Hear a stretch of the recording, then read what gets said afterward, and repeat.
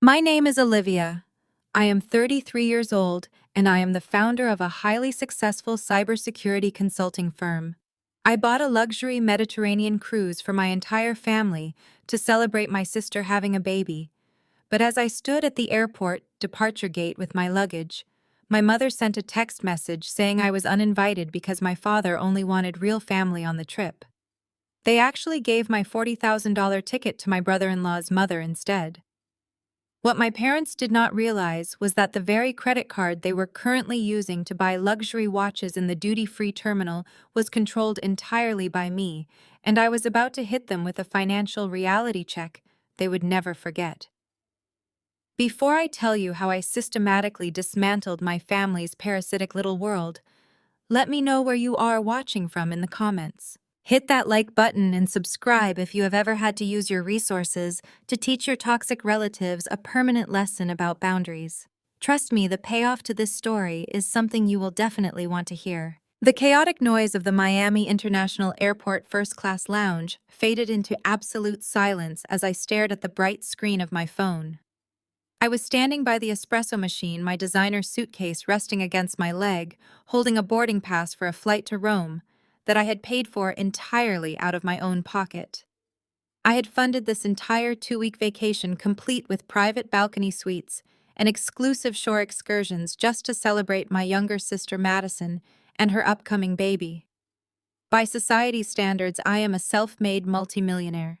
By my family standards, I have always been nothing more than the invisible bank ATM. Growing up, I was the quiet kid who spent her weekends coding in the basement while Madison was paraded around as the golden child of the house.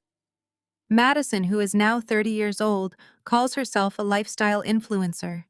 In reality, she has been unemployed for 5 years, living entirely off the allowance I foolishly provided to my parents, which they quietly funneled directly to her to fund her aesthetic. 2 years ago, she married Jamal. He is an African-American man with a silver tongue, a closet full of expensive tailored suits, and a relentless habit of pitching me startup investment opportunities that always sounded suspiciously like pyramid schemes.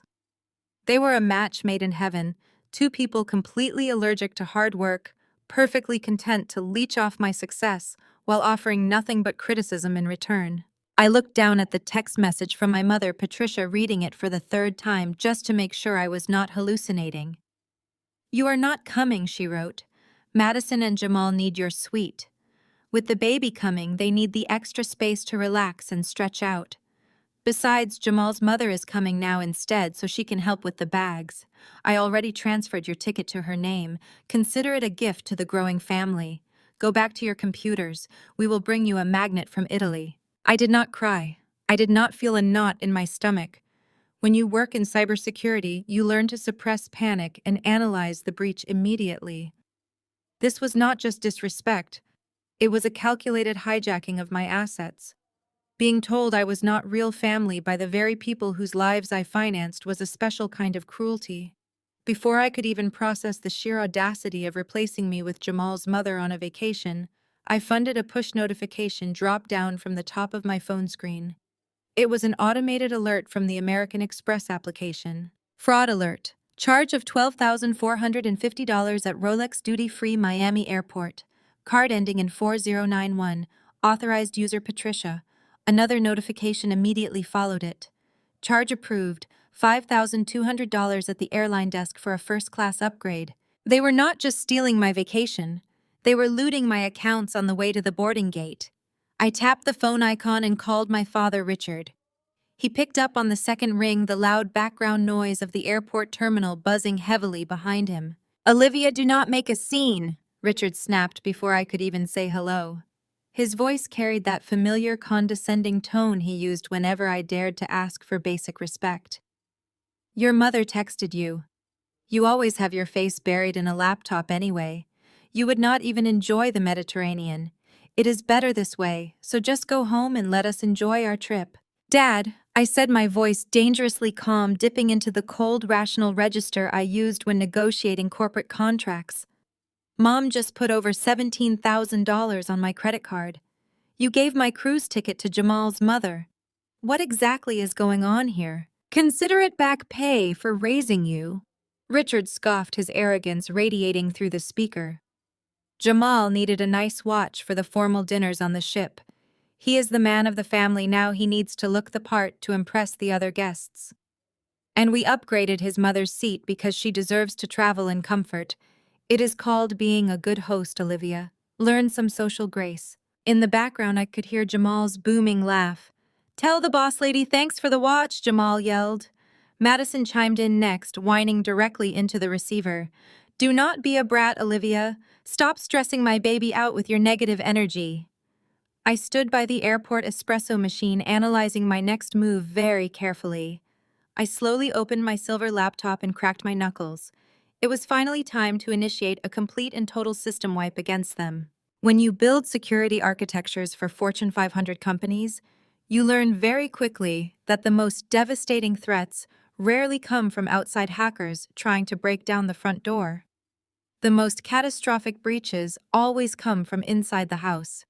They come from authorized users who abuse their access privileges simply because they think no one is watching them.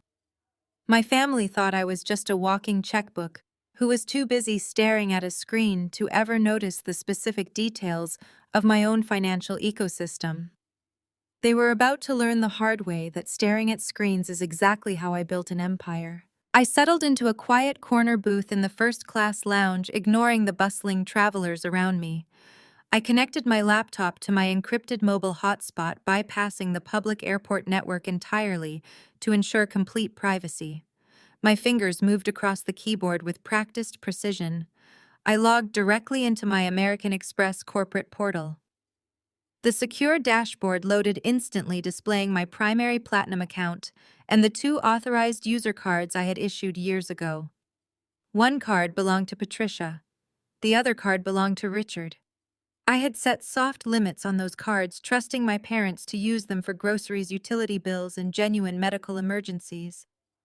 That blind trust was my first critical failure. I navigated to the Transaction History tab. I did not just look at the current billing cycle. I pulled the data for the last 6 months and exported the entire ledger into a massive master spreadsheet. My eyes scanned the rows and columns of data, my mind shifting completely out of the role of a discarded daughter and entirely into the mindset of a forensic auditor hunting down a massive financial leak. The numbers staring back at me were absolutely staggering. I started filtering the data by category, and the sheer scale of their entitlement made my jaw clench tight. 2 months ago, there was a charge for $4,500 at a luxury baby boutique in Miami. I pulled up the itemized receipt. It included a designer crib imported from Europe, a high-end stroller system, and custom nursery decor.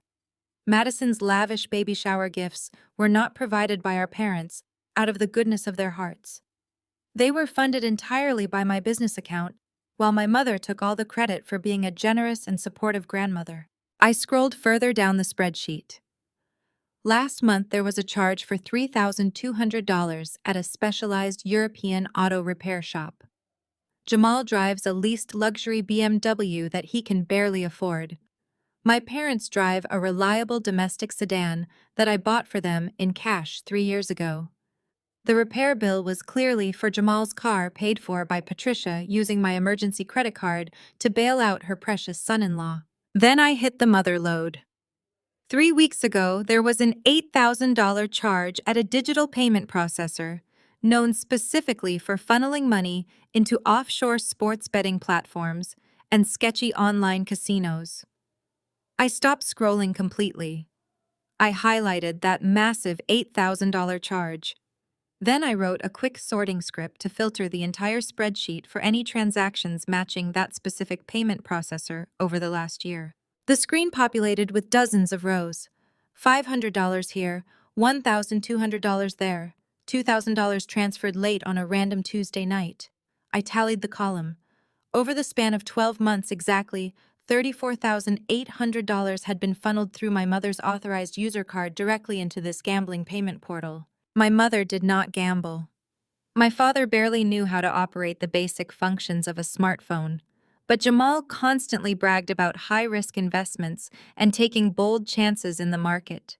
Jamal was a severe gambling addict, And my parents were letting him use my credit line to fund his habit, just to keep their precious golden child Madison happy in her fake glamorous marriage. They were actively aiding and abetting the theft of my money to maintain the illusion of a wealthy lifestyle for a man who refused to hold down a real job. I felt a cold, cynical smile touch the corners of my mouth. The audacity was almost impressive. They were using my resources to fund Jamal's illegal betting addiction, buying luxury goods at the airport, and then tossing me aside like garbage because I did not fit their aesthetic for a family vacation. They genuinely believed I was just a naive, socially awkward computer nerd who would just pay the bill and stay quiet.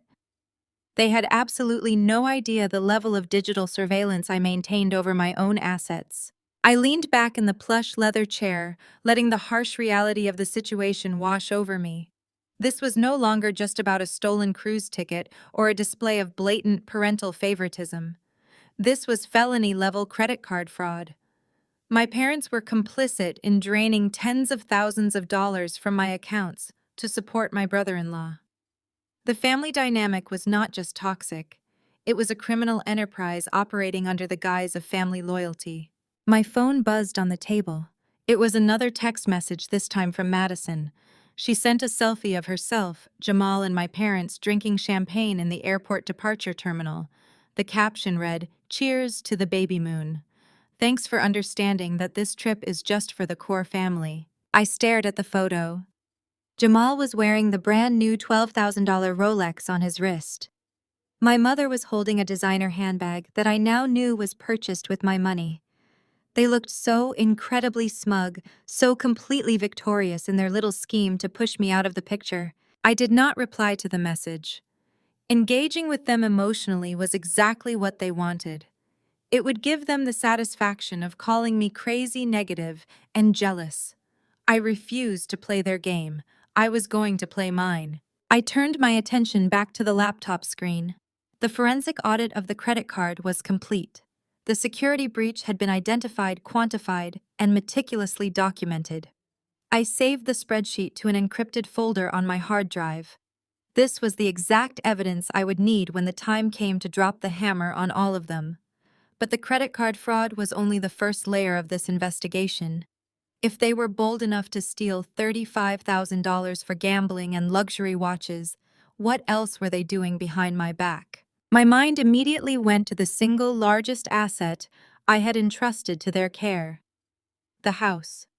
2 years ago, I had purchased a beautiful 4-bedroom house in an exclusive Florida suburb for $650,000. I paid entirely in cash. I let my parents live there rent-free because Richard constantly complained that his pension was not enough to cover a decent mortgage in a safe neighborhood. I paid their property taxes. I paid their utility bills.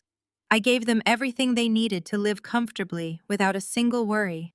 I needed to see exactly what was happening at that property while I was busy running my company. I opened a new browser window and prepared to access the smart home security systems I had installed on the estate.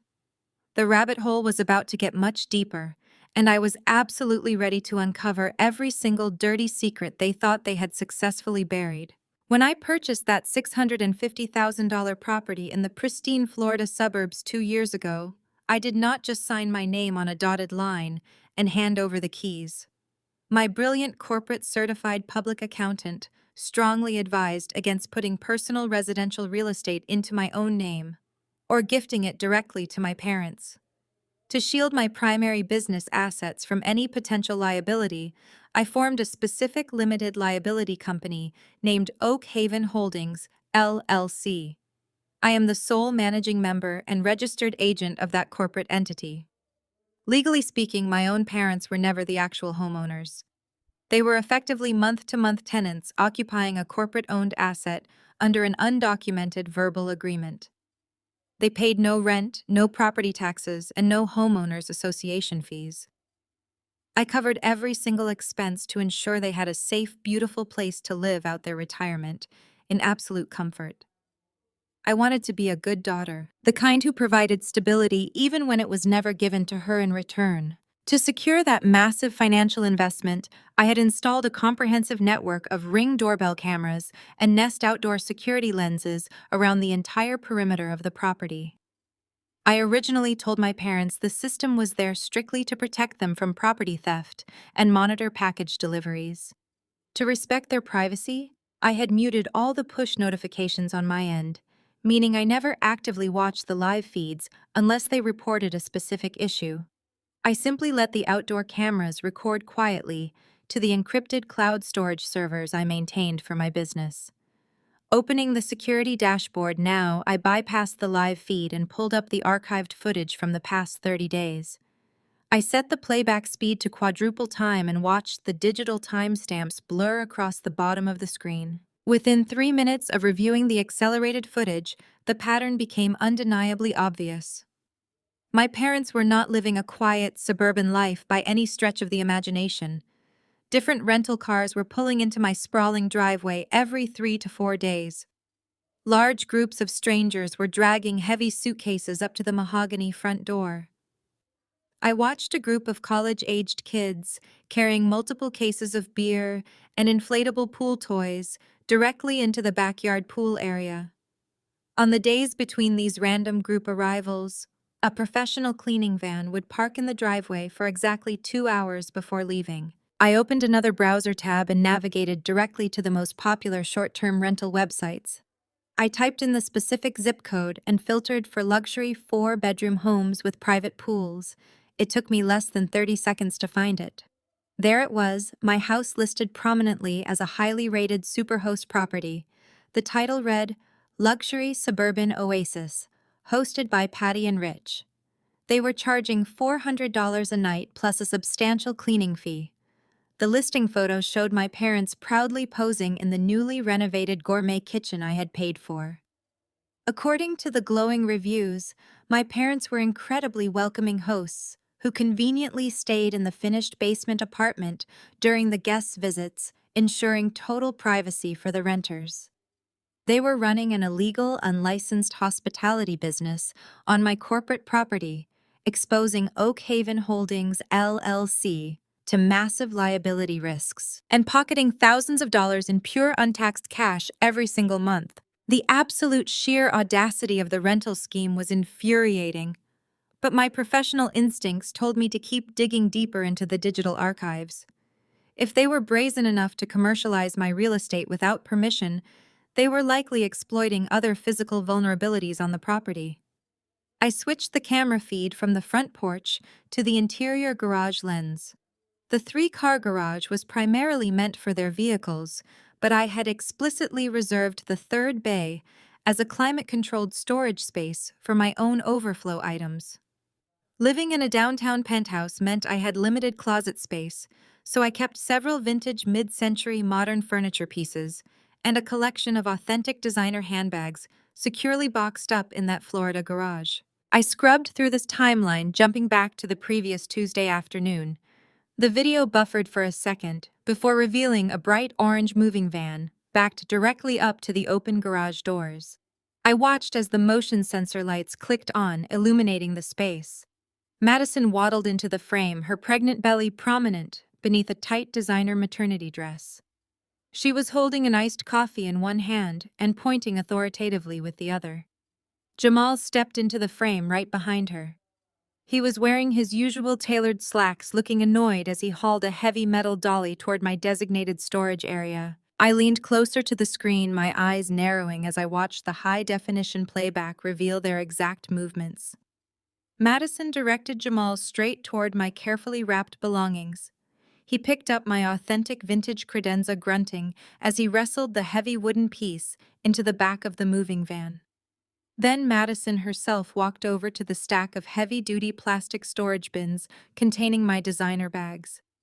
I watched my younger sister pry open the lids, inspect the luxury bags I had purchased to celebrate major business milestones, and casually toss them into the front seat of the moving truck. They were not just borrowing things. They were systematically looting my personal property right out from under me. Madison and Jamal were actively fencing my high-value assets to fund their fake influencer lifestyle and cover his gambling debts. My parents were entirely complicit, likely looking the other way, or perhaps even giving them the digital access codes to the garage keypad. They were stripping my life for parts, selling off the pieces, and using the profits to fund a Mediterranean vacation that I had already paid for. The utter lack of respect was no longer just an emotional wound inflicted by a toxic family. It was a calculated financial assault executed by people who felt completely entitled to everything I owned. I closed the security footage tab. The evidence was secured, downloaded, and safely backed up to my encrypted cloud drive. Every single receipt, every video clip, every fraudulent charge was now locked away in my digital vault. My family had successfully transformed themselves from ungrateful relatives into criminal liabilities. The forensic phase of my investigation was officially over. It was finally time to shift into the offensive strategy and spring the trap they had so arrogantly walked right into without hesitation. The forensic phase of my investigation was officially over. It was finally time to shift into the offensive strategy and spring the trap they had so arrogantly walked right into without hesitation. Tracking a transatlantic flight is incredibly simple when you are the one who purchased the itinerary. I opened the airline tracking application on my phone and watched the tiny airplane icon slowly inch its way across the digital map, hovering right over the Mediterranean Sea. My parents, my sister, her husband, and his mother were currently soaring through the clouds in supreme comfort, drinking complimentary champagne and resting in lie-flat seats. They were completely oblivious to the financial demolition awaiting them on the ground. According to the flight data, they would land at Leonardo da Vinci International Airport in Rome in exactly 2 hours. From there, they had a pre-arranged private black car service waiting to transport them directly to the port of Civitavecchia. I had booked that car service months ago, paying for it in advance so they would not have to worry about navigating Italian public transportation. It was a 90-minute drive from the airport to the cruise terminal. That gave me a 3.5-hour window to finalize my preparations. I closed my laptop and walked over to the floor-to-ceiling windows of my downtown penthouse. The Miami skyline stretched out before me, but my mind was entirely focused on a luxury cruise terminal in Italy. I knew exactly how the boarding process worked for this specific cruise line, because I had meticulously researched every detail when I originally planned the trip for myself. When you book the owner's suite, a booking that costs $40,000, you do not stand in the regular boarding lines. You are escorted to a private VIP lounge, where a dedicated concierge handles your passport verification and payment details. That was the exact choke point where my trap would spring shut. Luxury cruise lines operate on a very strict financial protocol. The $40,000 I had already paid covered the suite, the dining packages, and the base gratuities. However, it did not cover the onboard incidentals. Things like casino chips, premium spa treatments, medical emergencies, and top-tier liquor require a separate guarantee. Before the concierge hands over the heavy brass keycard to the owner's suite, the primary guest must present a physical credit card. The cruise line then places a mandatory $10,000 authorization hold on that card to ensure all onboard expenses are covered. Patricia was the primary guest on the reservation. Patricia was planning to hand that Italian concierge the American Express Platinum card with her name on it. She was banking on my credit limit to cover that massive incidental hold. She firmly believed that my money was her money, just as she had believed it when she bought the Rolex, and just as she had believed it when she let Jamal gamble away my assets. I walked back to my kitchen island and poured myself a glass of sparkling water. I set my phone down on the marble countertop and opened the American Express mobile application. Earlier, I had reduced Patricia and Richard's authorized spending limits to a humiliating $10 before officially freezing the entire account. I wanted to verify that the security protocols were fully active and locked into place. The app displayed a bright red banner across the top of the screen, confirming that all new charges would be automatically declined. The digital steel doors were firmly bolted shut. The timing had to be absolutely perfect. If I had confronted them while they were still in Miami, they would have simply driven back to the Florida house, regrouped, and found a new way to manipulate the situation, or steal more of my property. They would have played the victims in front of their local friends and spun a narrative about my sudden cruelty. By waiting until they were standing in a cruise terminal in Rome, I was effectively stripping them of all their resources, all their geographical advantages, and all their backup plans. They were thousands of miles away from home, surrounded by strangers, and completely dependent on a piece of plastic that was now totally useless. I imagined the scene playing out at the port of Civitavecchia. They would arrive exhausted but buzzing with the adrenaline of a luxury vacation. They would strut into the VIP lounge, Jamal likely flashing his stolen watch, Madison complaining about her swollen ankles while demanding priority seating, and my parents acting like royalty. They would approach the concierge desk with absolute arrogance. Patricia would confidently slide the Amex card across the polished mahogany counter, expecting the usual deferential treatment that comes with flashing premium plastic. The concierge would swipe the card, the terminal would process the request, and then the machine would beep, a sharp, undeniable sound of rejection. The concierge would try it again, assuming a simple connection error. They always try it twice. The second decline would prompt a polite but firm request for an alternative method of payment, a different card capable of holding a $10,000 charge. My parents do not have $10,000 in liquid credit. Jamal certainly does not have $10,000. They rely entirely on the illusion of wealth that I provide. Without my card, they are just 5 people standing in a foreign country with luggage they cannot take onto the ship. I picked up my phone and refreshed the flight tracker. The status had changed to landed. The countdown had officially begun. They were navigating Italian customs right now, gathering their bags and looking for the driver holding a sign with their name. My pulse remained remarkably steady. I felt no guilt, no hesitation, and no remorse. They had spent years conditioning me to believe I was nothing more than an obligation, a background character existing solely to facilitate their happiness. Today, they would learn that the background character actually controls the entire script. I sat down at my desk and pulled up a secondary monitor. While I waited for the inevitable explosion in Rome, I had another critical task to execute. The credit card decline was only the immediate shockwave. To truly dismantle their operation and protect myself permanently, I needed to sever their access to my largest asset. I needed to ensure that when they finally managed to crawl back to the United States, they would have absolutely nothing left to exploit. I opened my encrypted email client and composed a new message to my corporate real estate attorney. The financial trap in Italy was officially set and ready to trigger. Now it was time to pull the ground right out from under their feet back home. The time for passive observation was over.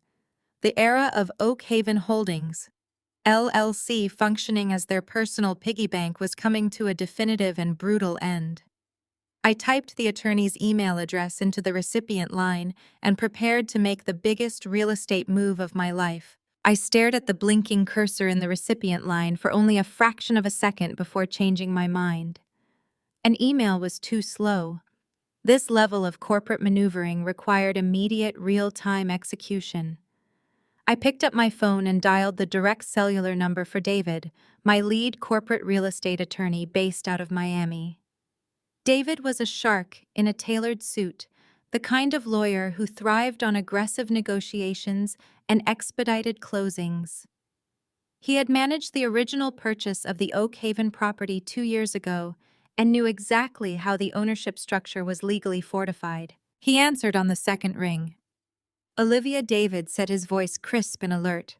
To what do I owe the pleasure on a Thursday afternoon? Tell me you are finally ready to expand the commercial portfolio. We are liquidating a residential asset today, I replied, matching his professional cadence. I need you to pull up the file for the Florida property held under Oak Haven Holdings, LLC. I heard the rapid clacking of a mechanical keyboard on his end of the line. Give me 1 second, he said. All right, I have the file open. Are we talking about the primary property where your parents are currently residing? Not anymore, I stated flatly. They have officially vacated the premises for an extended overseas vacation.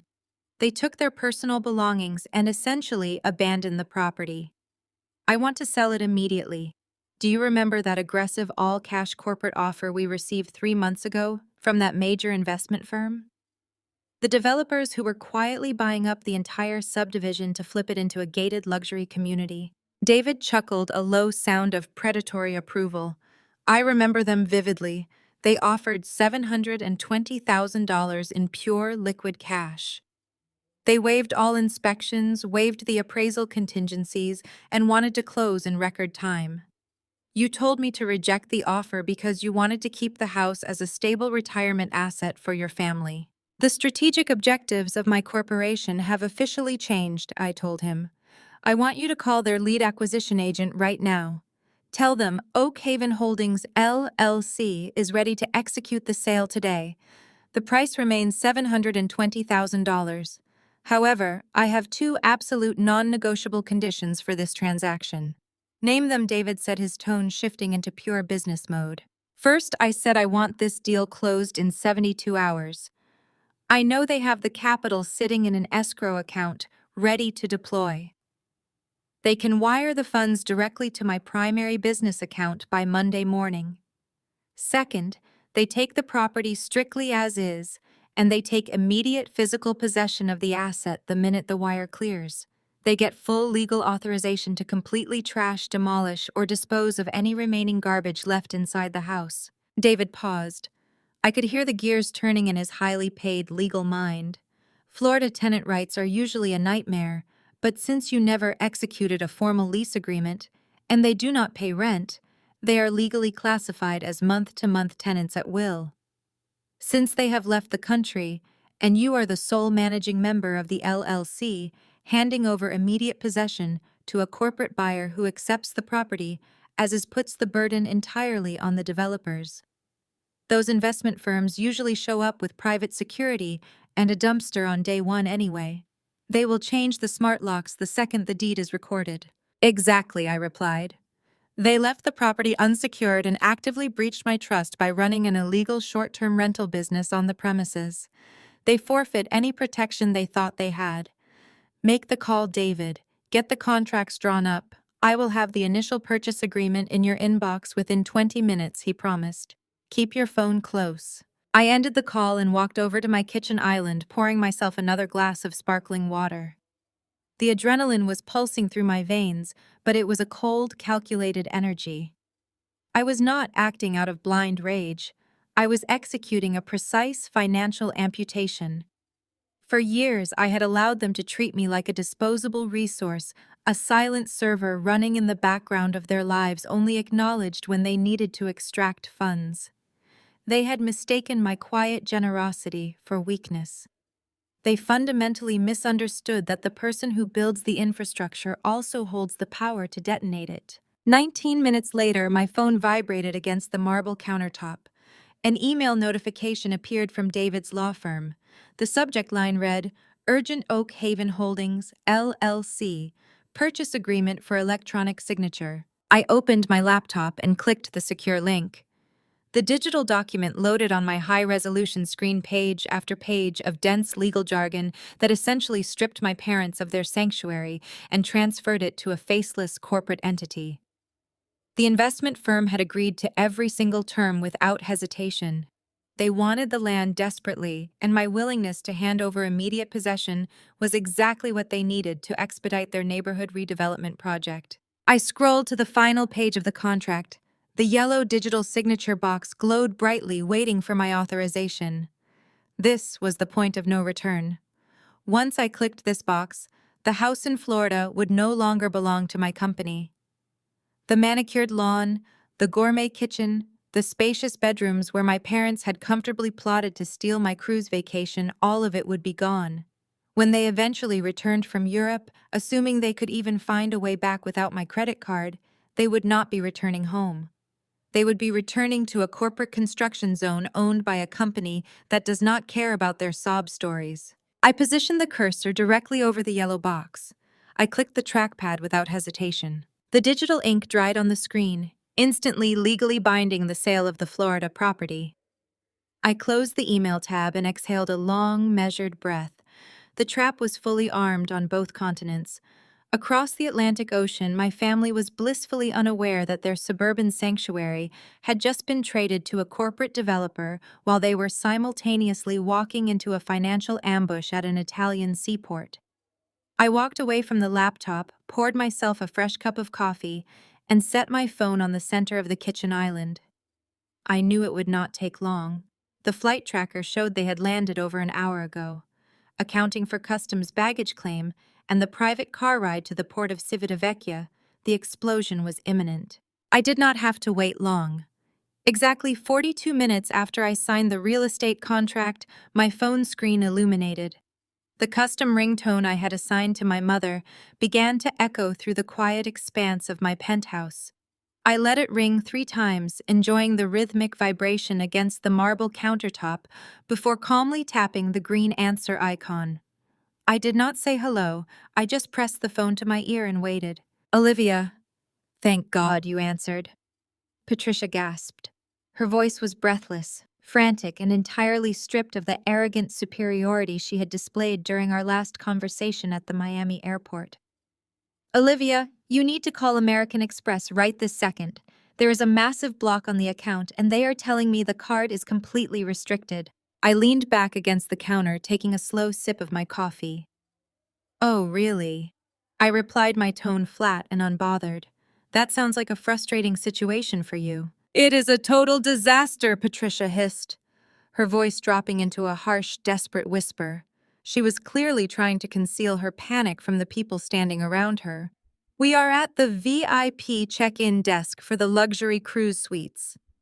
The concierge swiped the card for the $10,000 incidental hold, and the machine flashed bright red. It declined right in front of everyone. The concierge tried it 3 different times, Olivia. He even wiped the magnetic strip with his tie. "It is completely frozen. You need to call the fraud department and authorize this charge right now." I could picture the scene perfectly. The opulent terminal waiting area adorned with marble floors and plush velvet seating. The elite concierge standing behind a polished mahogany desk, wearing a crisp white uniform, offering apologies, laced with polite corporate judgment. And there stood my mother, dressed in her resort wear, sweating profusely as the machine rejected her sole source of financial power. "I am not calling anyone," I stated simply. "The fraud department did not flag your card. I flagged your card. I logged into the corporate portal and personally revoked your spending privileges. You currently have a limit of exactly $10. You might be able to buy a small bottle of water at the terminal vending machine, but you certainly cannot authorize a $10,000 deposit." There was a moment of dead silence on the line. The background noise of the busy Italian seaport seemed to rush into the gap. I could hear the faint announcements in Italian over the loudspeaker system and the chatter of wealthy tourists embarking on their dream vacations. "You did what?" Patricia choked out, her voice trembling with disbelief and rising anger. "Olivia, this is not funny. Stop playing these childish games immediately. Jamal is standing right next to me. Madison is crying because her feet are swollen, and Jamal's mother is watching this entire spectacle unfold. Do you have any idea how humiliating this is?" The concierge just asked us to step out of the VIP line so he could assist the real guests. He told us to move to the side lobby until we can secure a valid method of payment. We are being treated like common criminals in front of Jamal's family. "You are common criminals," I corrected her, my voice dropping to a dangerously quiet pitch. "I ran a full forensic audit on my accounts this afternoon. I saw the $12,000 Rolex you bought for your unemployed son-in-law at the duty-free shop. I saw the $5,000 seat upgrades. More importantly, I saw the $35,000 you funneled into offshore gambling accounts over the last year to support Jamal's betting addiction. You stole from my company to fund a fake influencer lifestyle for a man who refuses to work." "That money was for family emergencies," Patricia stammered, scrambling to justify her theft. "Jamal was going to pay it back. He had a sure thing in the market. He just needed capital." "You have so much money, Olivia. You do not even notice it is gone. You are being selfish and vindictive over pennies." "Those pennies belong to me," I fired back. And since you felt entitled to steal my money, steal my vacation, and give my $40,000 suite ticket to a woman I have never even met, I felt entitled to cut you off completely. You wanted a trip with just real family. You got exactly what you wanted. But real family does not get to use my American Express Platinum card. Olivia, please. Patricia begged, abandoning her anger for pure desperation. They will not let us on the ship. The ship departs in exactly 2 hours. If we do not provide a valid credit card for the deposit, they are going to cancel our entire reservation. We will be stranded at the port. Jamal's mother is already asking questions. She thinks we are wealthy. She thinks Madison married into a high society family. If she finds out we cannot even pay the deposit, Madison will be an absolute laughingstock. You are going to ruin your sister's marriage. Madison ruined her own marriage the second she hitched her wagon to a gambling addict who steals from her sister, I replied. Why do you not ask Jamal to hand over his fancy new $12,000 Rolex? I am sure there is a pawn shop somewhere in Rome that will give him enough cash to cover your cruise deposit. Or better yet, ask Jamal's mother to put down her own credit card. She is the one taking my suite after all. She should cover the incidentals. She cannot do that, Patricia cried, her voice cracking. She does not have that kind of money. None of us have that kind of money. We relied on you. You relied on my compliance, I corrected. You relied on my silence. You relied on the assumption that I would just absorb the disrespect because I was desperate for your approval. But I am not that girl in the basement anymore. I am the woman who owns the servers, controls the accounts, and holds all the keys. You played a very stupid game, and now you have to face the consequences in front of your precious in-laws. In the background, I could hear a man's voice. It was Jamal, sounding angry and impatient. Patty, what is taking so long? Jamal barked. Tell her to fix the bank error. My mom is getting tired of standing around with the luggage. We need to get on the ship and hit the buffet. Patricia covered the receiver, but I could still hear her frantic whispering. She is not fixing it, Jamal. She froze the account. She knows about the watches and the transfers. What do you mean she knows? Jamal yelled, no longer caring who heard him. Tell her to turn the card back on right now. Tell her we will be stranded here. Patricia came back on the line, her breathing heavy and erratic. Olivia, I am begging you as your mother. Do not do this to us. Do not leave us here in Italy with nothing. If you do not unfreeze this card right now, I will never forgive you. You will destroy this family forever. The family was destroyed a long time ago, I said, staring out at the vibrant Miami skyline. You just did not care because my money was still funding the illusion. The card stays frozen. Enjoy Rome. I pulled the phone away from my ear and pressed the red button, cutting off her hysterical sobbing mid-sentence. I blocked her number immediately. Then I blocked Madison. Then I blocked Richard. I set my phone down on the marble counter, feeling an overwhelming wave of absolute peace wash over my shoulders. The Italian meltdown was fully underway, and they had absolutely no escape route. The phone barely rested on the marble countertop for 60 seconds before it lit up again. I had blocked my mother, my father, and my sister, but the incoming caller ID displayed a generic international number. It was clearly a public courtesy phone from the Italian cruise terminal. Or perhaps Jamal had finally decided to use his own international roaming data. I watched the screen flash brightly. A part of me considered letting it ring into the void. But another part of me, the part that had spent 3 decades swallowing their disrespect, knew that the surgical strike was not quite finished. I had addressed the credit card fraud, but I still needed to expose the absolute depth of my surveillance. I swiped the green icon and brought the speaker to my ear. Olivia, do not hang up this phone. It was Richard. My father was using his booming, authoritative chest voice. The exact same aggressive tone he used to terrify me into submission when I was a teenager. He was attempting to reclaim his position as the unquestioned patriarch of the family. You are going to log back into that computer right now and remove the block on your mother's card. We are standing in the middle of a foreign country with Jamal's family watching us be humiliated by Italian port authorities. This childish tantrum ends right this second. Do you hear me? I leaned forward, resting my elbows on the cool surface of the kitchen island. I hear a man who thinks he still has leverage, I replied, my voice steady and entirely devoid of emotion. I hear a man who thinks yelling will magically generate $10,000. This is not a game, Richard barked, though I could hear the faint tremor of panic beneath his anger. You are putting your pregnant sister in a dangerous situation. You are abandoning your family in Europe. We cannot even get a hotel room tonight because the card is frozen. I demand you fix this. We will discuss your little accounting complaints when we get back to Florida. You are not going back to Florida, I stated simply, and my complaints are not about accounting. They are about grand larceny. What are you talking about? Richard demanded. Your mother already explained the watch and the upgrades. I am not talking about the watch, I said, cutting him off with the precision of a scalpel. I am talking about Oak Haven Holdings LLC.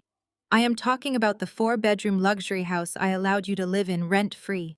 Did you honestly think I would purchase a $650,000 corporate asset and not secure it with a monitored surveillance grid? The line went dead silent. The background noise of the Italian terminal seemed to amplify as my father stopped breathing. I pulled the archive footage from the security cameras today. I continued, letting every word land with heavy, undeniable weight. I watched you and Mom run an unlicensed illegal bed and breakfast out of my corporate property. I saw the college kids carrying beer kegs into the backyard. I saw the professional cleaning crews arriving every 3 days. You have been charging strangers $400 a night to sleep in the house I bought while you hide in the basement and pocket the cash. You turned my generosity into an illicit hospitality business. Olivia, we can explain, Richard stammered. The authoritative patriarch voice was completely gone, replaced by the stuttering panic of a cornered thief. The pension was not stretching far enough. We just wanted a little extra spending money for the trip. We kept the house perfectly clean. We never let them touch your things. You are lying again, I said, my voice hardening into a boundary of absolute steel. You might not have let the renters touch my things, but you certainly let Madison and Jamal touch them. I heard a muffled scramble on the other end of the line. The phone was being wrestled away. Madison's voice suddenly pierced my ear, shrill and hysterical. Olivia, please, you are scaring Dad. Just turn the card back on so we can get on the ship. We can talk about the house later. I am pregnant. I am so stressed my stomach hurts. You are ruining my baby moon. How much did you get for the vintage mid-century credenza, Madison? I asked coldly. The hysterical crying stopped instantly. I watched the garage camera footage from last Tuesday, I explained, picturing her panicked face in the middle of that crowded terminal. I watched you direct Jamal to load my authentic vintage furniture into a moving van. I watched you open my secure storage bins. I watched you physically remove 3 of my authentic Chanel handbags and toss them into the front seat of a truck. You did not just take a vacation on my dime, Madison. You fenced my high-value assets. You stole my property to fund your fake influencer lifestyle. You are a thief. I was just borrowing them, Madison cried, her voice cracking as the reality of her exposure set in. I needed content for my social media. I was going to bring them back. I swear I was going to bring them back. You do not borrow a massive wooden credenza for a photo, I replied, refusing to give an inch of ground. You sold my property to pay for Jamal's gambling debts because he blew $35,000 of my money on offshore betting sites. You are all completely complicit. Every single one of you knew exactly what you were doing. You thought you could bleed me dry because you assumed I was too desperate for your love to ever fight back. Olivia, please, my mother's voice returned to the line. She must have grabbed the receiver from Madison. We have no money. We have nowhere to sleep tonight. The cruise ship is leaving without us. Jamal's mother is furious and threatening to call her lawyers. If you do not unfreeze the card, we cannot even buy a plane ticket back to America. You are leaving us stranded. We will do anything. We will pay you back every single cent. Just please do not abandon us here. I looked out the window at the vibrant Miami skyline.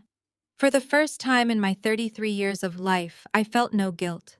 I felt no obligation to save them from the consequences of their own malicious actions.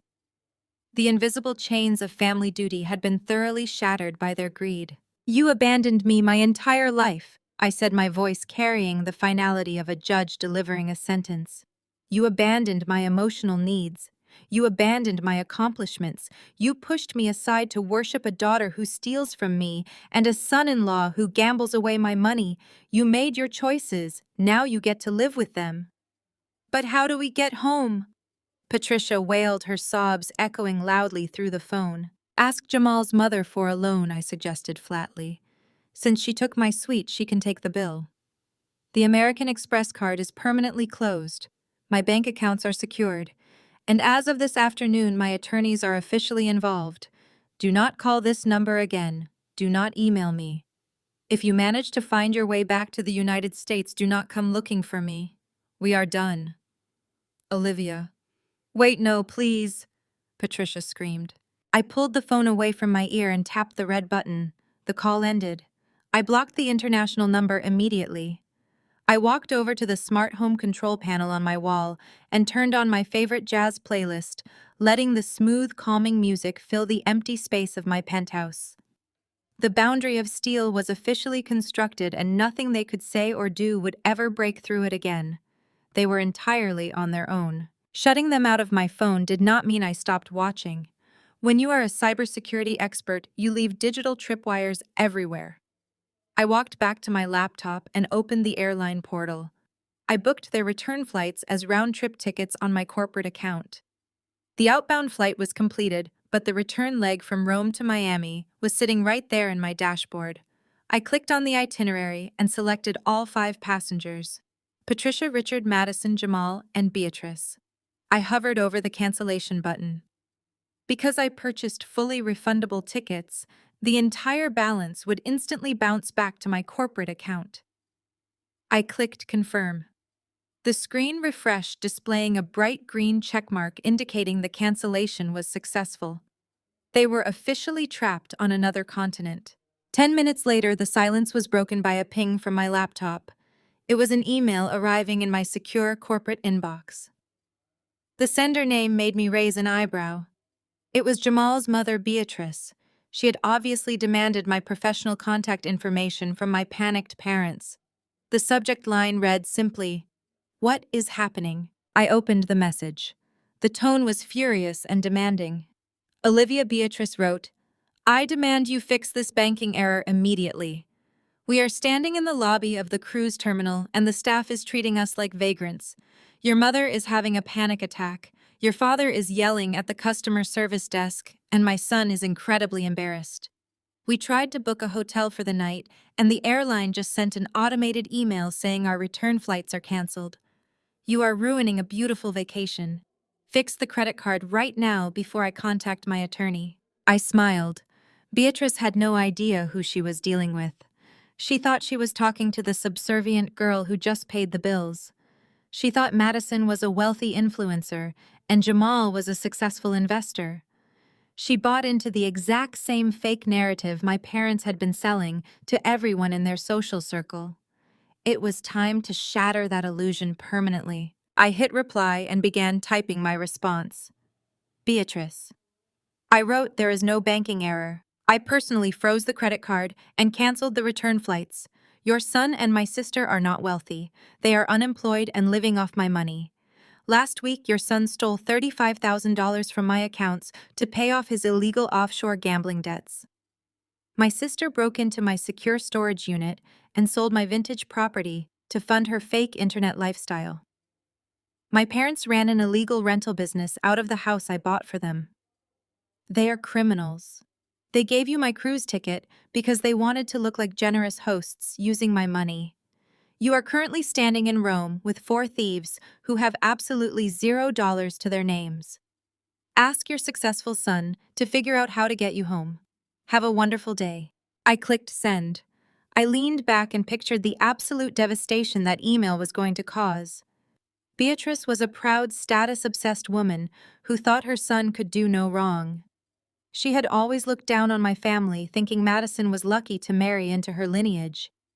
Reading that email would be the equivalent of dropping a tactical bomb on their entire social dynamic. A digital tripwire triggered 20 minutes later.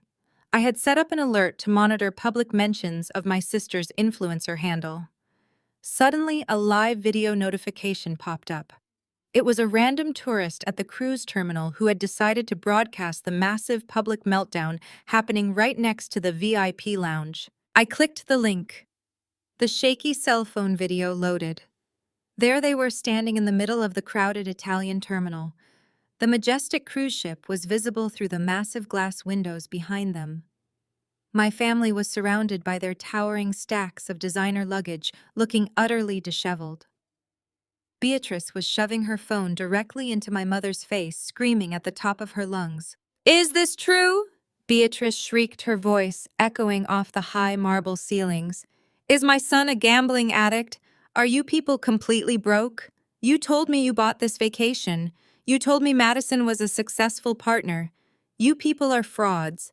You are nothing but thieves." Madison was sobbing uncontrollably, her makeup running down her face in dark streaks. She reached out to grab Jamal's arm, but Beatrice slapped her hand away. "Do not touch my son," Beatrice yelled, turning her fury onto Jamal next. "You told me you were making millions. Take that stolen watch off right now before I call the Italian police myself." My father was trying to intervene, holding his hands up in a placating gesture, but two armed Italian port security officers were already approaching the group. They were speaking sternly in Italian, gesturing toward the exit doors. They were kicking them out of the terminal. The golden child Madison, the sister who spent her entire life making me feel like a worthless outsider, was having a hysterical breakdown in front of hundreds of wealthy tourists, being humiliated by her mother-in-law, and getting escorted off the premises by armed guards. The video abruptly ended as the tourists stopped recording. The facade was completely shattered. Madison's perfect image was burned to ashes in front of the one person whose approval she craved most. They had no access to my funds. They had no return flights. They had no hotel reservations. They were stranded on a continent they did not understand, forced to face the absolute destruction of their own lies. The financial umbilical cord was officially severed. Now they had to pay their own way back. I closed the laptop and walked out to my balcony, letting the warm Miami breeze wash over my face. The first phase of my retaliation was a spectacular success. The physical reality of their situation in Rome was unfolding exactly as my predictive models had accurately anticipated. I did not need a live camera feed to know the utter desperation setting in as they stood on the hot Italian pavement outside the cruise terminal. Their designer luggage, previously a symbol of their manufactured status, was now a heavy burden they had to drag across the unforgiving cobblestones. The armed guards had ensured they were completely removed from the port property. There was no comfortable lounge, no complimentary drinks, and absolutely no luxury shuttle waiting to whisk them away safely into the warm, humid Italian summer evening. Beatrice was the first to defect. Using her own pristine credit card, she hailed a private taxi and booked herself a direct flight back to Atlanta, abandoning her son and her new in-laws without a second backward glance. She made it perfectly clear that Jamal was entirely on his own. My father Richard, who had spent the last 30 years acting like a formidable corporate titan, suddenly found his pockets entirely empty. His own credit cards were maxed out from maintaining the illusion of wealth back in Florida. Patricia was weeping into her hands, completely immobilized by the public humiliation and the sudden evaporation of her financial safety net. That left Jamal. The smooth-talking entrepreneur was finally forced to confront the reality of his own depleted checking accounts. He pulled out his phone, his hands shaking as he logged into his banking application. The offshore gambling platforms had bled his liquid assets dry. He had less than $4,000 to his name. $4,000 had to transport 4 adults from Italy to Miami at the absolute last minute. There would be no direct flights. There would be no extra legroom. There would be no upgraded meals. Jamal stood on the sidewalk, sweating through his expensive tailored suit, desperately refreshing discount travel websites. He was booking the absolute cheapest, most grueling itinerary available. He secured 4 tickets on a budget airline known for charging extra for carry-on bags and printing boarding passes. The route he was forced to choose was an absolute logistical nightmare. They would fly from Rome to a secondary airport in Frankfurt, wait during a 9-hour overnight layover fly, to Toronto endure another 6-hour layover, and finally catch a connecting flight down to Florida. The misery commenced immediately. They had to haul their massive designer suitcases onto a crowded public bus just to reach the airport. Madison, accustomed to being treated like royalty during her pregnancy, complained loudly about the heat, the smell, and her aching back. Patricia snapped at her to be quiet, the stress fracturing their usually impenetrable mother-daughter alliance. Richard remained sullen and silent, humiliated by his inability to control the situation. At the check-in counter, the budget airline hit them with exorbitant fees for their overweight luxury baggage. Jamal watched his remaining bank balance dwindle down to double digits just to get their bags on the plane. When they finally boarded the aircraft, the reality of economy class settled over them like a thick, suffocating blanket. They were crammed into the very back row of the plane, situated right next to the lavatories. The seats did not recline. There was barely enough room for Richard's knees. Madison spent the entire flight crying quietly into a thin, scratchy airline blanket. Jamal stared blankly at the seat back in front of him, the shiny $12,000 Rolex on his wrist, serving as a heavy, mocking reminder of the theft that had triggered this entire collapse. Every time the beverage cart passed by, they had to decline purchasing anything because Jamal's debit card was virtually tapped out. The Frankfurt layover broke whatever remaining spirit they had left. Because Jamal could not afford a hotel, they were forced to sleep on hard metal benches in the terminal. Patricia, who just 24 hours ago was bragging about her upcoming Mediterranean spa treatments, tried to use her designer handbag as a pillow while shivering under the harsh fluorescent airport lighting. Richard paced the terminal for hours, his pride completely shattered. Madison threw a tantrum demanding food, forcing Jamal to spend his last remaining dollars on stale airport sandwiches and bottled water. The hostility between Jamal and Madison escalated into a vicious, whispered argument that ended with Jamal walking away to sit in a different concourse. By the time they boarded the flight to Toronto, they looked like completely different people. Their expensive clothes were wrinkled and stained. Their perfect hair was a mess. The arrogant smirks they had worn in that airport selfie back in Miami were entirely erased. The transatlantic flight was turbulent, adding physical nausea to their profound emotional distress. They sat in stony silence, completely disconnected from one another, united only by their shared misery and the exhausting reality of their 50-hour journey. As the final plane descended toward the humid Florida coastline, a tense, nervous energy settled over the four of them. They had survived the grueling transit, but they knew the conflict was far from over. They assumed they were simply returning to the safety of the suburban house to regroup, lick their wounds, and formulate a new strategy to manipulate me. They thought fake apologies and manufactured tears from Madison would eventually wear me down and restore access to my bank accounts. They were desperate to get back to the driveway, unlock the front door, and collapse into their comfortable beds. They had absolutely no idea that their sanctuary no longer existed. The legal machinery I had set in motion was already grinding their reality into dust. As their flight touched down on the tarmac, the real estate transaction entered its final irreversible phase. They were flying back to a life that had been entirely dismantled while they were trapped in the sky, completely unaware of the devastating legal trap closing tightly around them now. While my family endured the crushing reality of budget economy seeding somewhere over the Atlantic seaboard, my own reality played out on the glowing monitors of my home office. I watched the digital clock in the corner of my screen tick closer to the opening of the financial markets. The legal machinery I had set in motion was operating with absolute and ruthless efficiency.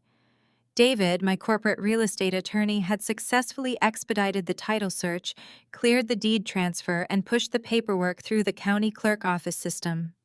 The transaction was moving forward without any hesitation whatsoever today. There were no contingencies to clear, no inspections to schedule, and absolutely no delays allowed. The corporate development firm wanted this land immediately, and I was giving them exactly what they paid for.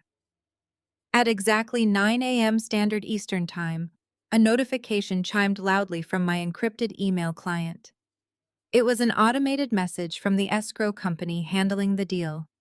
The bold subject line read, Escrow Disbursed Oak Haven Property. I immediately opened my primary corporate banking application and watched the secure screen load.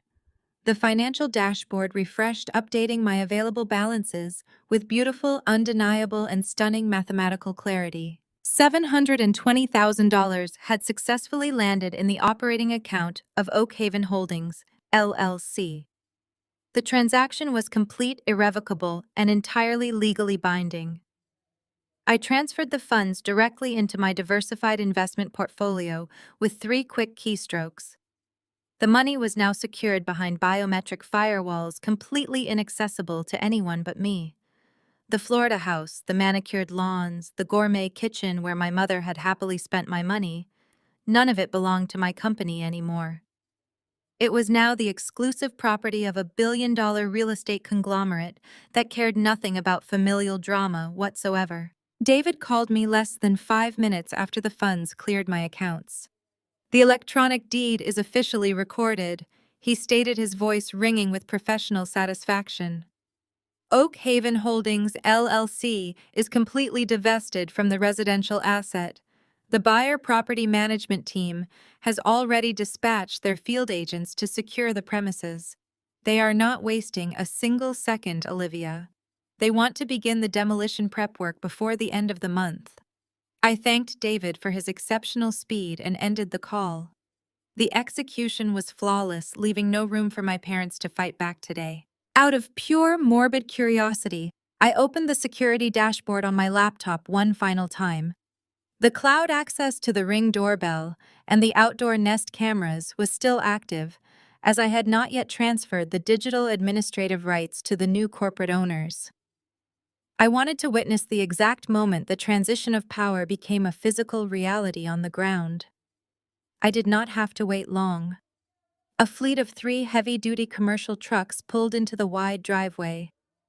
They were completely unconcerned with the pristine landscaping my parents had previously bragged about maintaining beautifully. A crew of 6 men wearing high-visibility construction vests stepped out of the vehicles.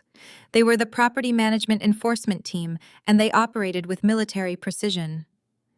The lead agent approached the front door, holding a thick stack of legal documents attached to a clipboard. He did not bother ringing the doorbell. He immediately signaled for a locksmith to step forward.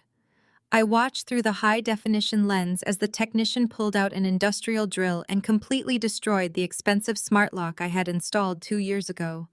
The brass cylinder shattered, falling to the porch floor instantly. The heavy wooden door swung wide open. The house was successfully breached not by criminals, but by the rightful legal owners.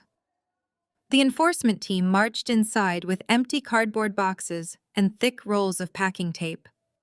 I switched the camera feed to the interior garage lens, the same camera that had captured Madison and Jamal stealing my vintage designer bags just days ago.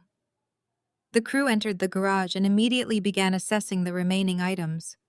According to the contract, the buyers took the property strictly as is, meaning anything left inside was officially considered abandoned commercial refuse permanently starting today. They did not handle my parents' belongings with care. There was no gentle wrapping of fragile items or careful folding of expensive clothes. The workers grabbed Patricia's designer shoes, Richard's golf clubs, and Madison's remaining nursery decorations, tossing them aggressively into the cheap cardboard boxes. They were clearing the house at maximum speed, throwing everything into a massive rented storage unit truck parked outside. The beautiful suburban illusion my family had cultivated was being systematically dismantled and stuffed into brown paper boxes by men getting paid minimum wage. The poetic justice of the moment was incredibly satisfying to watch unfold. Once the house was entirely emptied of their personal garbage, the property management team moved on to the final phase of securing the asset. They installed heavy-duty industrial deadbolts on every single exterior door. The locksmith tested each new lock, ensuring the property was practically impenetrable. Then the lead agent walked out to the front yard carrying a large wooden sign attached to a metal post. He drove the post deep into the manicured grass right next to the driveway entrance. The bright red letters on the white sign were clearly visible from the street and adjacent public sidewalk. The warning sign read, "Private property, Trespassing prohibited violators will be prosecuted. I smiled as I watched the crew pack up their equipment and drive away, leaving the house locked empty and legally fortified against any unauthorized entry. The camera feed suddenly went dark.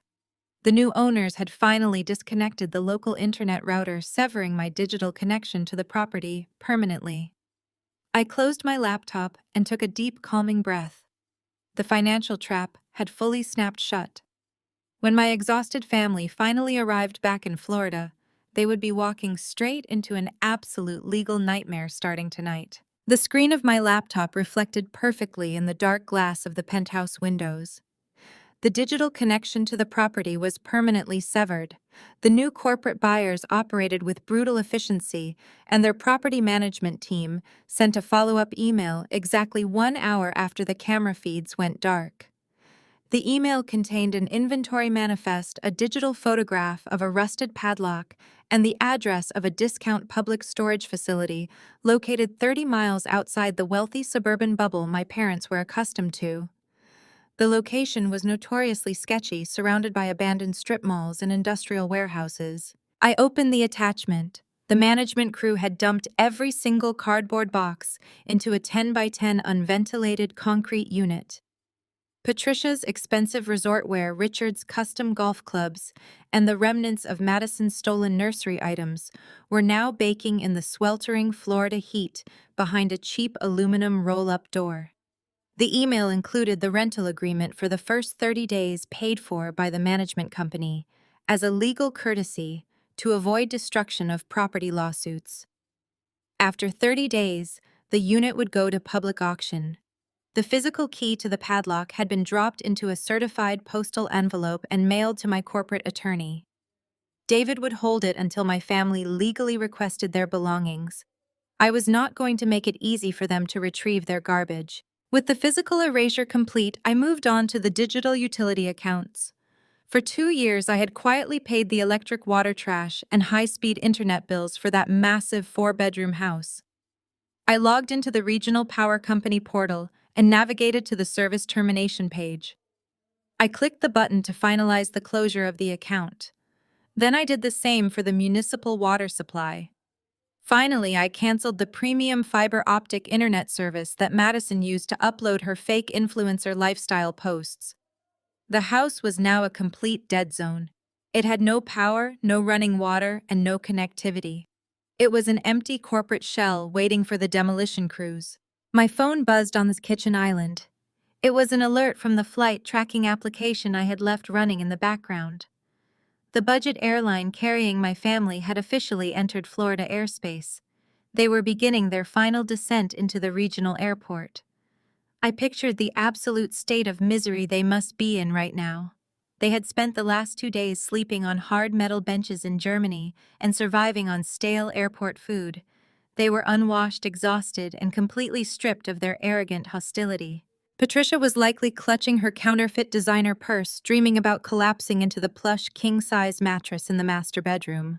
Richard was probably grinding his teeth, plotting exactly how he would yell at me over the phone tomorrow to demand his allowance reinstated.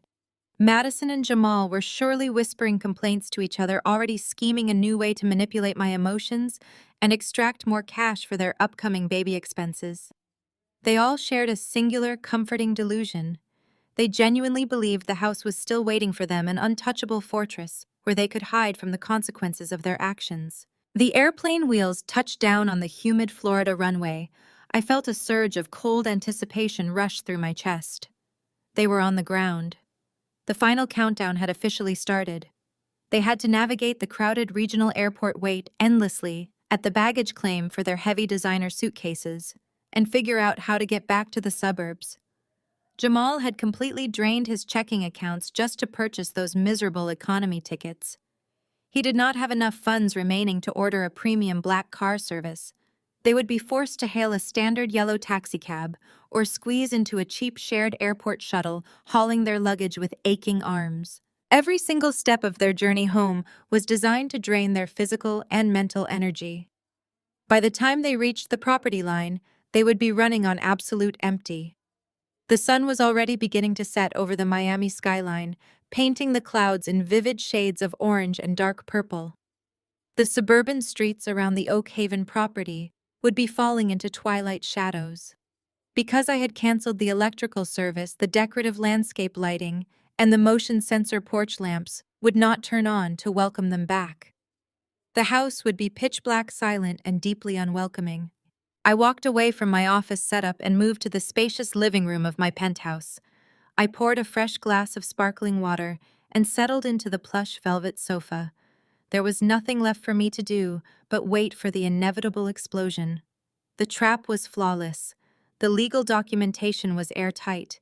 The financial accounts were fortified behind impossible biometric security walls. They had absolutely zero leverage left to exploit. I thought about the years I spent desperately trying to earn a single word of validation from Richard. I remembered the countless times Patricia had humiliated me at family dinners to make Madison shine brighter. I recalled every single pyramid scheme Jamal had pitched me with a smug, disrespectful grin. They had taken my generosity and twisted it into an entitlement. They had crossed the final boundary when they decided to abandon me at the airport and steal a $40,000 vacation to celebrate their own greed. The taxi carrying my family was likely pulling onto the highway right now. The distance between the airport and the suburban neighborhood was exactly 25 miles. Depending on the evening traffic, they had about 40 minutes before their reality shattered completely. 40 minutes until the taxi pulled up to a dark property. 40 minutes until they saw the bright red warning signs planted firmly in the front yard. 40 minutes until they realized the smart locks had been violently drilled out and replaced with heavy industrial deadbolts. I took a slow sip of my water, savoring the absolute silence of my home. The storm was coming for them, and I was entirely out of its destructive path. The yellow taxicab turned the corner onto the pristine suburban street, its headlights cutting through the heavy Florida humidity. The wealthy neighborhood was exceptionally quiet, filled with the soft hum of air conditioning units and the distant chirp of crickets. Every other house on the block glowed with warm porch lights and illuminated landscape features. But as the taxi rolled to a stop at the end of the familiar cul-de-sac, it parked in front of a property completely swallowed by shadows. The Oak Haven house sat in total darkness. Inside the cramped vehicle, the atmosphere was suffocating. Patricia rubbed her aching neck, her fake designer handbag clutched tightly against her chest. Richard let out a loud groan of pure frustration as he forced the stiff car door open. Madison immediately began complaining about her swollen ankles, demanding that Jamal hurry up and grab her heavy suitcases from the trunk. Jamal practically threw the remaining crumpled dollar bills at the annoyed driver. He did not even leave a single tip. The taxi sped away instantly, leaving the four of them standing at the end of the long driveway, enveloped by the sticky evening heat and the absolute silence of the neighborhood. "This is ridiculous," Richard muttered, pulling his suit jacket tight around his shoulders despite the warm weather. Olivia must have thrown another childish tantrum and canceled the automatic payments for the power bill just to inconvenience us. I will be calling her bank the second I get inside. Patricia sighed heavily, dragging her rolling luggage across the concrete. "Just open the door, Richard. I cannot stand out here for another second. My feet are covered in blisters from those awful airport benches. I need a hot shower and a large glass of wine before I completely lose my mind." They began their miserable march up the long driveway, the plastic wheels of their heavy luggage rattling loudly against the pavement.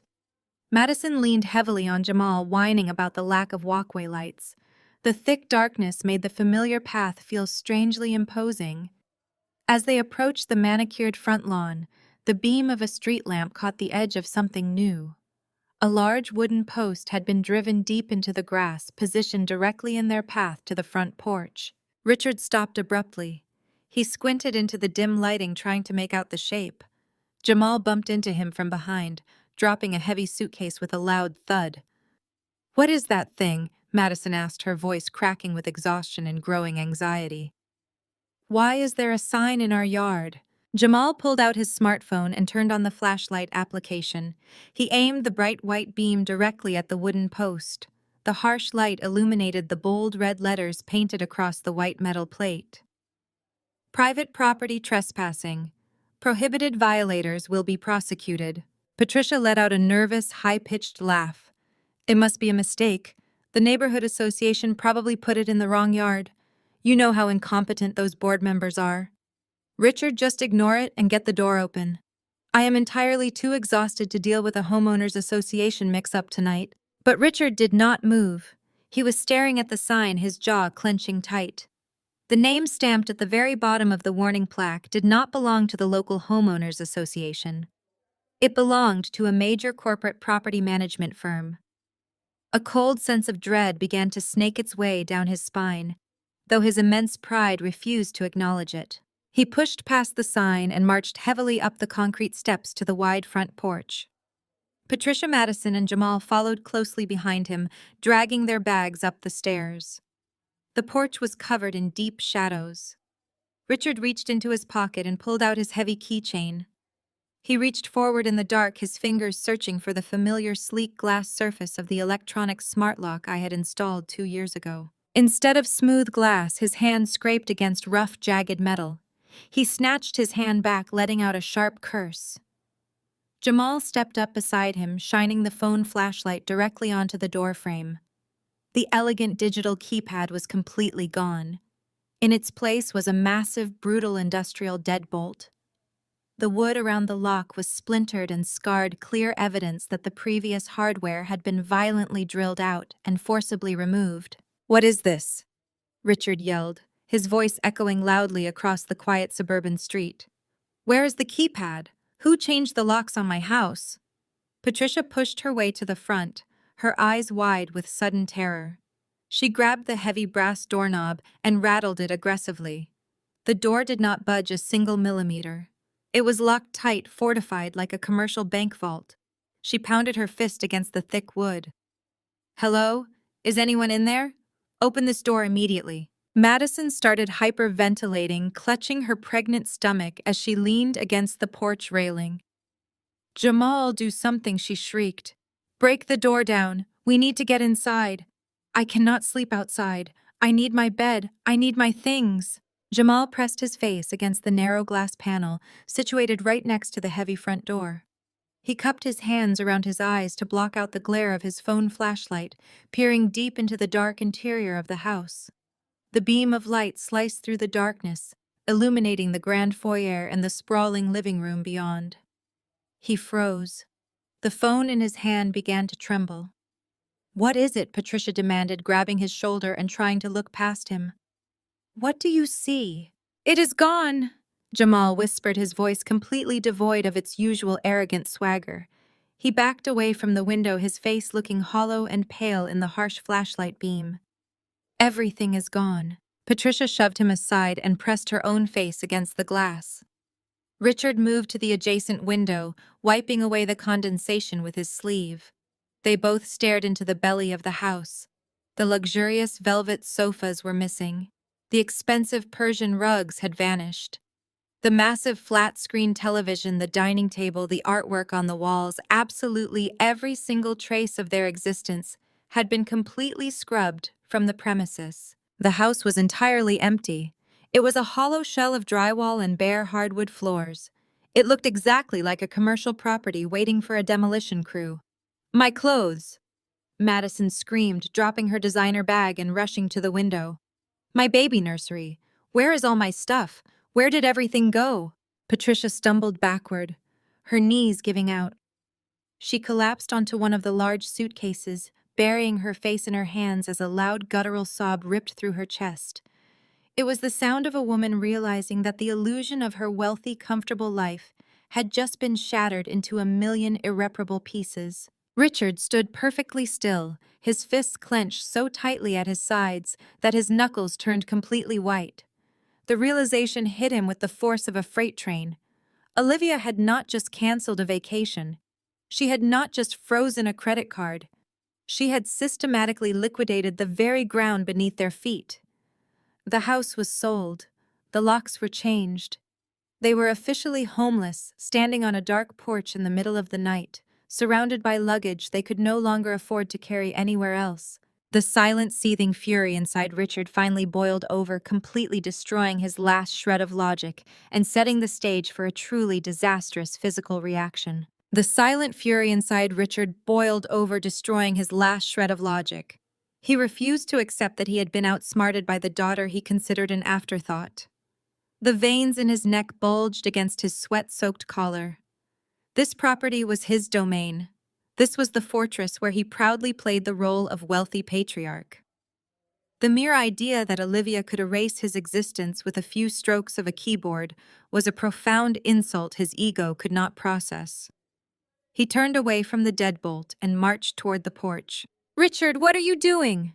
Patricia cried out, her voice trembling, as she watched her husband pace along the brick perimeter. "Just stop for a second, and let us think clearly. We need to call a hotel. We need to call a lawyer. We cannot stand out here complaining." "I am not going to any hotel," Richard spat back. "I am going inside my house right now. That ungrateful brat thinks she can lock me out of my own home. I am going to get inside and sleep on the floor if I have to." Jamal stepped forward quickly, holding his hands up defensively. "Hey man, maybe we should back up a minute and breathe. The sign out front clearly said trespassing is prohibited. If she sold the place to a corporation, they do not play around with intruders. Let us walk to the main road and call a cab." "Do not ever tell me what to do," Richard roared, turning his fierce anger onto his son-in-law. "You are the sole reason we are in this mess. If you had not gambled away her money, she never would have checked the accounting records. You are a parasite, Jamal. You ruined everything we built. Now get out of my way before I make you move." Jamal took a quick step back, raising his hands in surrender. Madison let out a sharp wail, burying her face in his shoulder. Richard ignored all of them. He scanned the dark landscaping near the side of the house. The property management company had cleared away most of the decorative planters, but they left behind a heavy concrete garden stone. Richard marched over to the dirt and hoisted the concrete stone into his bare hands. Patricia screamed as she realized exactly what he was about to do. "Richard, no. Have you lost your mind? Put that stone down right now before you get us arrested." Richard did not listen. He carried the heavy stone straight up to the side window of the formal dining room. This specific window was tucked away safely behind a tall row of privacy hedges, hidden completely from the direct view of the quiet suburban street. He raised the concrete stone high above his right shoulder, his face contorting violently into a mask of pure rage. He swung his arms forward rapidly with all the raw strength he could muster. The stone crashed directly into the center of the reinforced glass pane. The loud sound of shattering glass tore brutally through the peaceful suburban silence. Razor-sharp shards exploded inward, raining down heavily onto the bare hardwood floors of the empty dining room. Richard reached his bare hand carefully through the jagged hole, ignoring a sharp scrape against his forearm, and fumbled blindly for the interior latch. He flipped the metal locking mechanism and shoved the window frame upward. He hoisted his body up onto the windowsill, his expensive dress pants tearing loudly against the splintered wood frame. He tumbled forward, landing heavily on the hard floor inside the dark, echoing house. The air inside felt incredibly stale, carrying the distinct chemical scent of industrial cleaning supplies. He stood up quickly, brushing sharp glass shards from his sleeves, and turned to look back out the window. "Hand me the bags," Richard commanded, his voice echoing eerily through the completely vacant structure. "We are sleeping in here tonight. I do not care if we sleep on the bare wooden floor. I am not letting her lock me out." Patricia, trembling violently in the humid night air, began to push the first designer suitcase nervously toward the broken window. What Richard failed to understand was that corporate property management firms do not just rely on basic deadbolts and wooden signs to secure their newly acquired multi-million-dollar assets. When the demolition crews finished their sweep earlier that afternoon, they deliberately activated a highly sophisticated temporary commercial security matrix designed specifically to protect vacant properties from squatters. This modern system did not utilize loud blaring sirens or flashing red lights that would alert the intruder. It was designed to trap, not to deter. The exact microsecond the dining room window glass shattered, an acoustic sensor mounted directly on the ceiling registered the specific frequency of breaking glass. Instantly, an invisible digital relay engaged. The infrared motion sensors scattered throughout the empty hallways instantly detected Richard's physical presence the exact moment his heavy feet hit the hardwood floor. There was no warning noise. There was no flashing light. The house remained completely dark and totally silent. But deep within the digital infrastructure of the property, a high-priority emergency distress signal was instantly transmitted directly to the local police department dispatch center. The automated digital alert immediately flagged a confirmed perimeter breach, a verified break in progress, and an active trespassing violation at a commercial holding. As Richard wiped the thick, heavy sweat from his forehead and reached out to grab the next suitcase from his crying wife, he was entirely oblivious to the severe legal reality of his current situation. He genuinely thought he had successfully forced his way back into his comfortable suburban castle. He had actually just locked himself very tightly inside a high-security corporate trap. The silent countdown had already begun, and heavily armed law enforcement vehicles were already speeding dangerously through the dark streets toward the quiet cul-de-sac without hesitation. The heavy canvas fabric of the designer's suitcase caught sharply on the jagged glass remaining in the window frame. Richard grunted, his muscles straining as he attempted to yank the baggage through the narrow opening. He was completely focused on the physical exertion, entirely unaware of the synchronized tactical response converging on his exact location. The quiet suburban street, usually characterized by peaceful cricket chirps and gentle evening breezes, was abruptly flooded with a blinding, disorienting array of intense red and blue strobe lights. 4 local police cruisers had turned onto the cul-de-sac with their sirens intentionally deactivated, a standard tactical procedure for an active confirmed commercial burglary in progress. The vehicles skidded to a sudden halt, positioning themselves in a strategic semicircle that entirely blocked the wide concrete driveway. The blinding glare of high-intensity police spotlights instantly illuminated the front lawn, casting long, dramatic shadows across the grass and pinning my family in a harsh, inescapable circle of artificial daylight. Patricia let out a blood-curdling shriek, dropping her heavy purse onto the driveway. The sudden arrival of law enforcement shattered the quiet night. Car doors flew open simultaneously. 6 heavily armed police officers stepped out from behind their fortified vehicle doors, their service weapons drawn and leveled directly at the front porch. The chaotic scene playing out before them looked exactly like a textbook felony break-in. A shattered window, an adult male attempting to haul luggage into an empty house, and accomplices standing watch on the lawn. "Step away from the window and show me your hands right now." A commanding voice boomed through a heavy police bullhorn. The amplified sound echoed violently across the wealthy neighborhood, undoubtedly waking every single resident on the block. "I repeat, drop the bag and step away from the building immediately. Keep your hands where we can see them." Richard froze perfectly still, his body caught awkwardly half inside the dining room and half outside on the exterior ledge. The bright spotlights blinded him completely, forcing him to squint against the aggressive glare. He dropped the designer's suitcase, letting it fall heavily to the dark hardwood floor inside the empty house, and slowly raised his bleeding hands into the air. "Officers, there is a massive misunderstanding here," Richard yelled back, his voice cracking with a mixture of sheer terror and lingering misplaced arrogance. "I am the homeowner. I live here. This is my property. I just lost my keys." "Do not move," the lead officer shouted back, completely ignoring Richard's frantic explanation. "Corporate Property Management dispatched this call. The building is legally vacant. Get down on the ground right now, face down on the grass. All of you. Do it now." Jamal did not hesitate. He had grown up understanding exactly how quickly situations with armed police officers could escalate. He immediately dropped to his knees on the manicured lawn, interlacing his fingers tightly behind his head and lowering his face directly into the damp grass. Madison shrieked in absolute horror, clutching her pregnant stomach as she backed away toward the driveway. "I am pregnant!" Madison wailed hysterically, her voice echoing down the street. "Do not shoot us. Please do not shoot us. We are just trying to get into our house. My sister is the owner." 2 officers moved rapidly across the lawn with tactical precision. They bypassed Madison entirely, recognizing she posed no immediate physical threat, and descended directly upon Jamal and Richard. An officer grabbed Jamal firmly by the shoulders, pressing him flat against the turf. The sharp, unmistakable metallic click of heavy steel handcuffs ratcheting shut echoed clearly through the humid night air. Jamal was securely detained in seconds, his face pressed uncomfortably into the dirt. On the porch, another pair of officers grabbed Richard roughly by the arms, dragging him away from the shattered window frame. They forced him down the concrete steps. Richard struggled slightly against their grip, his wounded pride severely clouding his judgment.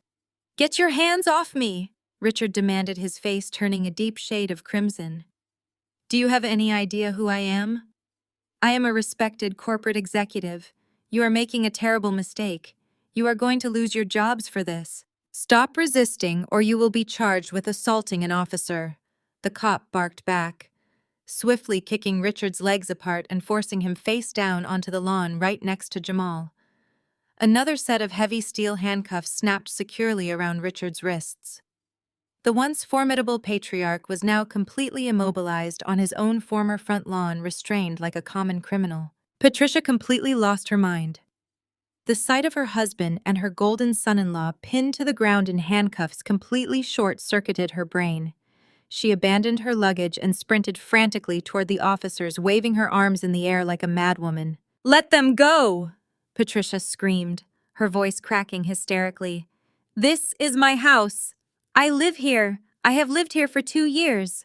Check the mail. Check the neighbors. Ask anyone on this street. We are the homeowners. You are arresting the wrong people." "Ma'am, step back immediately," a female officer commanded, stepping firmly into Patricia's path and holding up a bright tactical flashlight. "If you interfere with an active felony arrest, you will be placed in handcuffs as well. Step back right now." Patricia refused to listen. She was entirely consumed by panic and the absolute destruction of her social standing.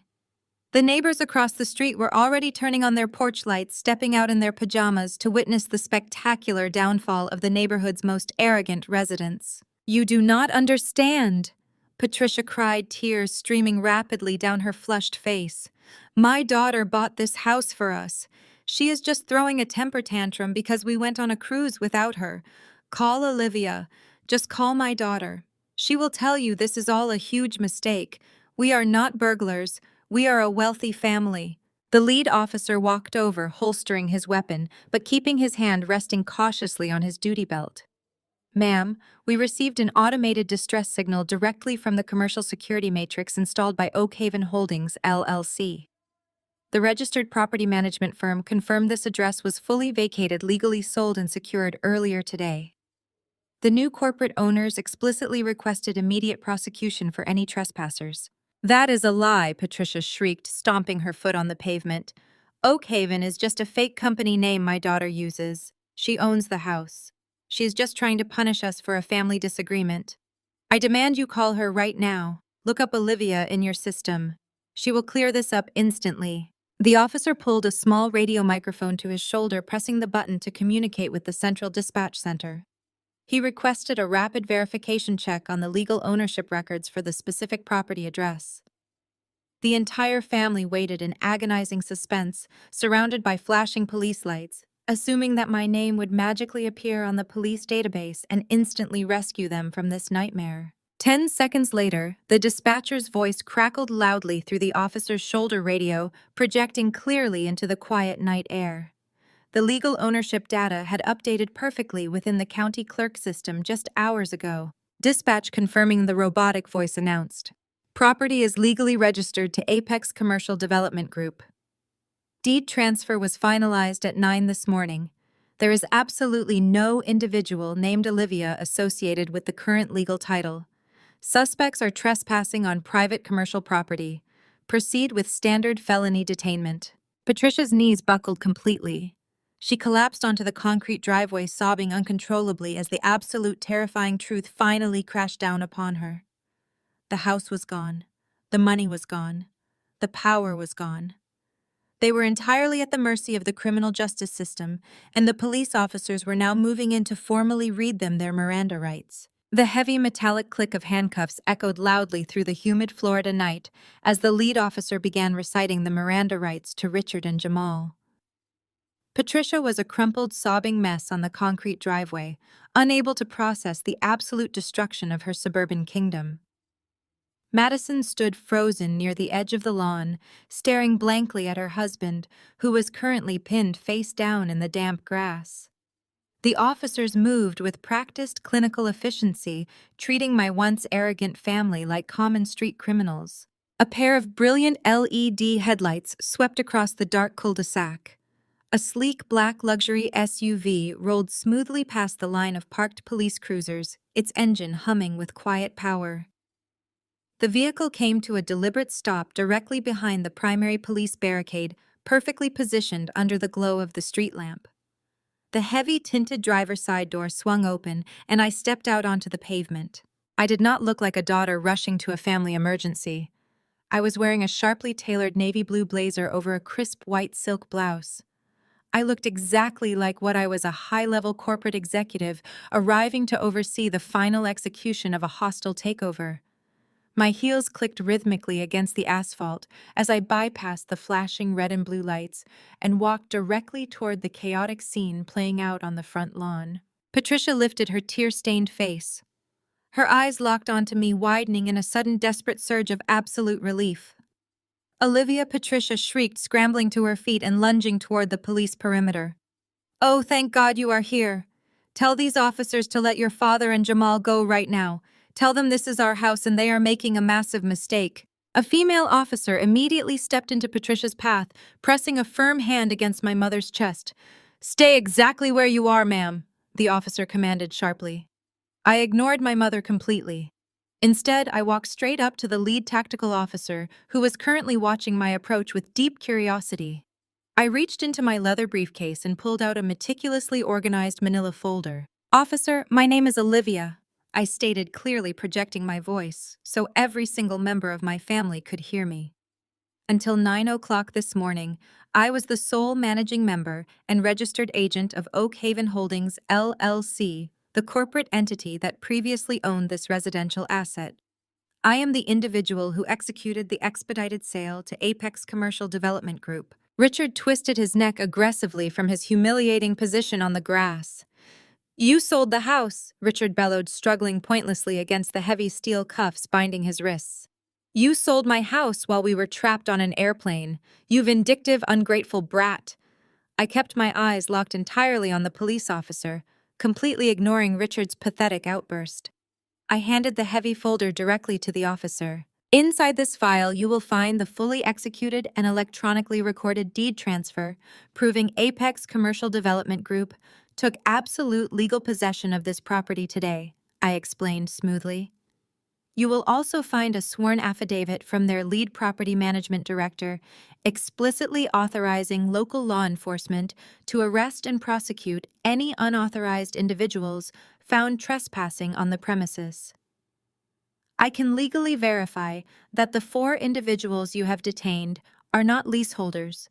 They do not possess any equity in this property, and they were officially evicted when the corporate transition occurred today." The officer clicked on his tactical flashlight, scanning the dense legal documents with practiced efficiency. He nodded slowly, clearly impressed by the airtight legal fortification I had hand-delivered to his crime scene. "This documentation is perfectly in order," the officer confirmed, handing the folder back to me. "Apex Development already flagged this address in our dispatch system. This is a straightforward felony trespassing case." "Olivia, how could you do this to us?" Madison wailed from the edge of the driveway. "All my baby things were in that house. My clothes, my furniture, my entire life. Where are we supposed to sleep tonight?" I finally turned my head to look at my younger sister. My expression was carved from solid ice. "You should probably ask your husband where you are going to sleep tonight." "Madison," I replied coldly. "Jamal is the financial visionary of your marriage, is he not? He is the one making those high-risk offshore investments. I am sure a man with his unique talents can figure out how to book a motel room for his pregnant wife." Jamal pressed his cheek harder into the damp grass, refusing to look at me. He looked exactly like the pathetic, parasitic fraud I had always known him to be. This is sick, Patricia sobbed, sinking back down onto her knees. We are your flesh and blood. You are sending your own father to jail over a petty disagreement about a vacation. We raised you. We gave you everything. Gave you. You gave me nothing. I countered, my voice slicing through the humid night air like a razor blade. You used my corporate property to run an illegal short-term rental business. You used my emergency credit card to fund Jamal's illegal sports betting addiction. You broke into my secure garage, stole my authentic vintage furniture, and fenced my luxury handbags to fund your fake glamorous lifestyle. Richard stopped struggling against the handcuffs. The profound realization that I knew absolutely everything about their criminal operations finally paralyzed him. You thought I was just a blind, desperate daughter who would keep paying the bills just to earn a tiny scrap of your conditional affection, I continued. You severely underestimated me. I build security infrastructures designed to catch sophisticated international syndicates. Catching 4 arrogant, sloppy suburban thieves was the easiest audit I have ever conducted in my entire professional career. The lead officer stepped forward, grabbing Richard by the shoulder and hoisting him roughly to his feet. Jamal was pulled up next, his expensive tailored suit now covered in mud and grass stains. They looked utterly defeated, physically restrained, and completely stripped of their false superiority. I turned back to the lead officer, reaching into my briefcase one more time. I pulled out a second, significantly thicker folder. This one was sealed with bright red tamper-evident tape. Officer, I said, handing the heavy package over. The trespassing charge is just the very beginning of their legal problems tonight. I have a comprehensive forensic financial report I need to formally submit into evidence. The officer took the sealed folder from my hands. It was packed with spreadsheets, bank statements, and digital logs. This was a perfectly organized dossier of financial crimes, ready for prosecution. I watched the lead officer break the tamper-evident tape. He shined his flashlight onto the executive summary. What exactly are we looking at here? The officer asked. He sounded intrigued, realizing this was escalating into a major white-collar investigation. You are looking at felony credit card fraud, grand theft, and wire fraud, I stated loudly. The primary suspect is Jamal, currently handcuffed on the grass. The secondary suspects are my parents, who facilitated the theft using a corporate credit card. Patricia let out a strangled gasp. Olivia, you cannot be serious. We are your family. You are talking about federal prison over a misunderstanding. There is no misunderstanding when you purchase a $12,000 Rolex watch using a card authorized strictly for medical emergencies, I shot back. The officer shined his flashlight onto Jamal's left arm, illuminating the gleaming timepiece. The receipt is on page 4. It includes the serial number, the time of purchase, and the signature of the authorized user. Beside that receipt is documentation for $5,000 in unauthorized flight upgrades. They looted my accounts on their way to a vacation I paid for. The officer flipped to page 4, verifying the matching numbers. Jamal squeezed his eyes shut, pressing his face into the wet grass. He knew he was trapped. But that is just the petty cash, I continued. Over the last 12 months, my mother allowed Jamal to use my account to funnel $35,000 into illegal offshore sports betting platforms. Madison stumbled backward in absolute horror. What is she talking about? Jamal, Madison screamed, her voice cracking. You told me you were day trading. You lost $35,000 gambling. Jamal let out a pathetic groan against the dirt. He had played the role of a wealthy entrepreneur for 2 years, deceiving his wife while bleeding my accounts dry.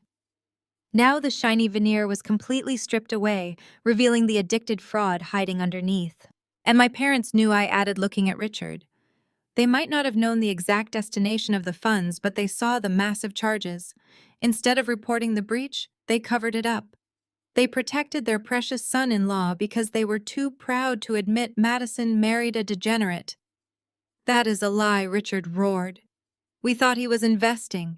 We thought he was going to pay it all back.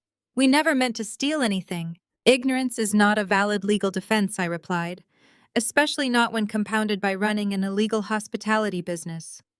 Officer, if you turn to page 45, you will find records of an unauthorized short-term rental operation. While living rent-free, my parents listed the house on vacation rental websites.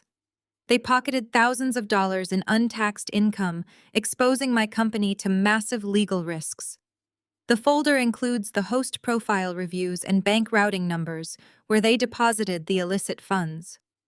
The lead officer shook his head in sheer disbelief as he flipped through the printed screenshots. "This is incredibly thorough work," he muttered. "I build digital security architectures for a living," I reminded him. "And the final piece of evidence involves grand theft of personal property." Starting on page 60, you will find camera footage proving Madison and Jamal broke into my locked storage bay. They stole a vintage credenza and 3 authentic designer handbags. I have provided the original purchase receipts and certificates of authenticity. The total value exceeds $25,000. Madison dropped to her knees on the driveway, weeping hysterically. The luxurious life she thought she deserved was completely disintegrating right in front of her eyes. She was an accomplice to grand larceny, married to a gambling addict facing years in prison. Patricia tried to crawl toward me across the concrete. "Olivia, I am begging you. Please take the folder back. We will give you the watch. We will pay back the money. Do not let them take us away. You cannot send your mother to jail." "You sent yourself to jail the second you decided my money was yours to steal," I said without an ounce of pity. "You pushed me out of this family because I was not compliant enough. You traded me for a cheap illusion of status. Now you get to pay the absolute maximum price." I turned my attention back to the officer. "The folder is yours. I am pressing full charges for credit card fraud, wire fraud, grand theft, and trespassing. I expect your Financial Crimes Division will review the backup files tomorrow morning." The officer closed the thick folder and tucked it under his arm. "We will transport it directly to the evidence locker tonight," he confirmed. "We have more than enough probable cause right here to effectuate the arrests for the theft and trespassing tonight." He turned to the other officers standing guard. "Read them their rights again and get them into the back of the transport vehicles. We are booking all of them." The finality of his command echoed loudly. The drop was officially complete. I had handed over the absolute destruction of their lives in a neat package. There was no going back, no room for negotiation, and no possibility of reconciliation. I watched the officers pull Richard and Jamal to their feet, marching them toward the flashing lights. I watched Patricia screaming my name as she was hauled away in steel handcuffs. I watched the trap snap completely shut, securing my absolute victory. The heavy metal doors of the police cruisers slammed shut, sequentially sealing their fate. The bright red and blue strobe lights painted the suburban street in a chaotic glow. My work here was finally done. I turned around and walked calmly back to my black SUV, the heavy thud of the police cruiser doors echoing behind me like the final gavel strike of a judge. I did not look over my shoulder. The flashing red and blue lights illuminated the pristine suburban street, casting long, erratic shadows across the manicured lawns of my former neighbors. They were all standing on their porches now, holding their smartphones up to capture every single humiliating second of my family's spectacular downfall. Tomorrow morning, this entire spectacle would be uploaded to local community groups, neighborhood watch forums, and gossip pages. The destruction of their carefully curated social image was happening in real time, and there was absolutely nothing they could do to stop it. Inside the nearest police cruiser, Patricia was pressed against the reinforced plexiglass partition. Her tear-streaked face was illuminated by the harsh street lamps. She was screaming something, her mouth moving frantically, but the thick, soundproof barriers of the police vehicle rendered her completely silent to the outside world. For a woman who had spent her entire adult life using her voice to belittle, manipulate, and control every room she walked into, the sudden loss of her voice was the ultimate poetic justice. She was finally trapped in a box where no one cared about her demands. The reality of grand theft and credit card fraud charges was crashing down on her all at once. She was not going to a luxury resort. She was going to a county holding cell where her designer clothes would be stripped away and replaced by a stiff, scratchy uniform. The socialite matriarch was now just another booking number in the criminal justice system. In the second cruiser parked right behind hers, Jamal was experiencing his own catastrophic awakening. The lead officer had explicitly mentioned wire fraud when placing him under arrest. Wire fraud elevates a standard financial crime into a federal offense, especially when the stolen funds are transmitted across international borders to offshore sports betting syndicates. Jamal had spent the last 2 years playing the role of a brilliant, untouchable tech investor. He had worn custom-tailored suits, driven a leased luxury vehicle, and constantly bragged about his high-risk portfolio. Now his hands were locked tightly behind his back in heavy steel cuffs. The $12,000 Rolex, the very watch he had essentially stolen from my bank account, had been confiscated and logged into an evidence bag by the arresting officers. He was facing decades in federal prison. The smooth-talking hustler was entirely out of tricks, and his offshore gambling debt was no longer a secret he could hide behind a charming smile. While Patricia and Jamal were secured in the back of the police vehicles, the officers turned their attention to the two family members remaining on the damp grass. Richard had been placed in the third cruiser, his head bowed in absolute defeat, completely stripped of his arrogant patriarchal authority. That left Madison standing alone on the edge of the driveway. Because she was pregnant, the officers had decided not to place her in physical restraints, but they informed her she was officially detained, pending further investigation into the stolen property. Madison looked around the chaotic scene, her eyes wide with absolute terror. The golden child, the sister who had been shielded from every consequence, pampered with stolen money, and told she was infinitely superior to me, was finally facing the real world. She clutched her smartphone in her trembling hands, her knuckles completely white. Her phone was her entire livelihood. It was the tool she used to broadcast her fake influencer lifestyle to thousands of followers. She had spent the last week posting heavily edited photos of her luxurious Mediterranean baby moon, bragging about the exclusive suites and the first-class flight upgrades. Now she was standing in front of a house she no longer had access to, watching her husband being transported to jail for grand larceny. The flawless aesthetic she had spent years building was completely shattered. There were no filters for this reality. There was no clever caption that could explain away the police cars, the eviction, and the absolute financial ruin. The brands she desperately wanted to sponsor her would flee the moment the public arrest records were published. Her entire digital empire was built on a foundation of stolen money, and the servers had just crashed permanently. "I need my things!" Madison shrieked suddenly, her voice cutting through the noise of the police radios. She dropped to her knees on the hard concrete driveway, no longer caring about her expensive maternity dress. "Please, you do not understand. My entire life is in those bags. My makeup, my ring light, my content schedule. I have sponsored posts due tomorrow. I need my equipment. I have to update my followers. I cannot just disappear. My brand will die." A female officer stepped forward, her expression completely devoid of sympathy. "Ma'am, you need to calm down," the officer instructed firmly. "Your personal belongings have been secured by the property management company. You will be provided with information on how to retrieve them tomorrow. Right now, you need to focus on finding a place to sleep tonight because you cannot stay on this property." Madison let out a guttural, agonizing wail. She fell forward, pressing her forehead against the cold pavement. The absolute absurdity of her priorities was staggering. Her mother was going to jail. Her father was going to jail. Her husband was facing federal wire fraud charges. And all Madison could think about was missing her sponsored posts and losing her social media engagement metrics.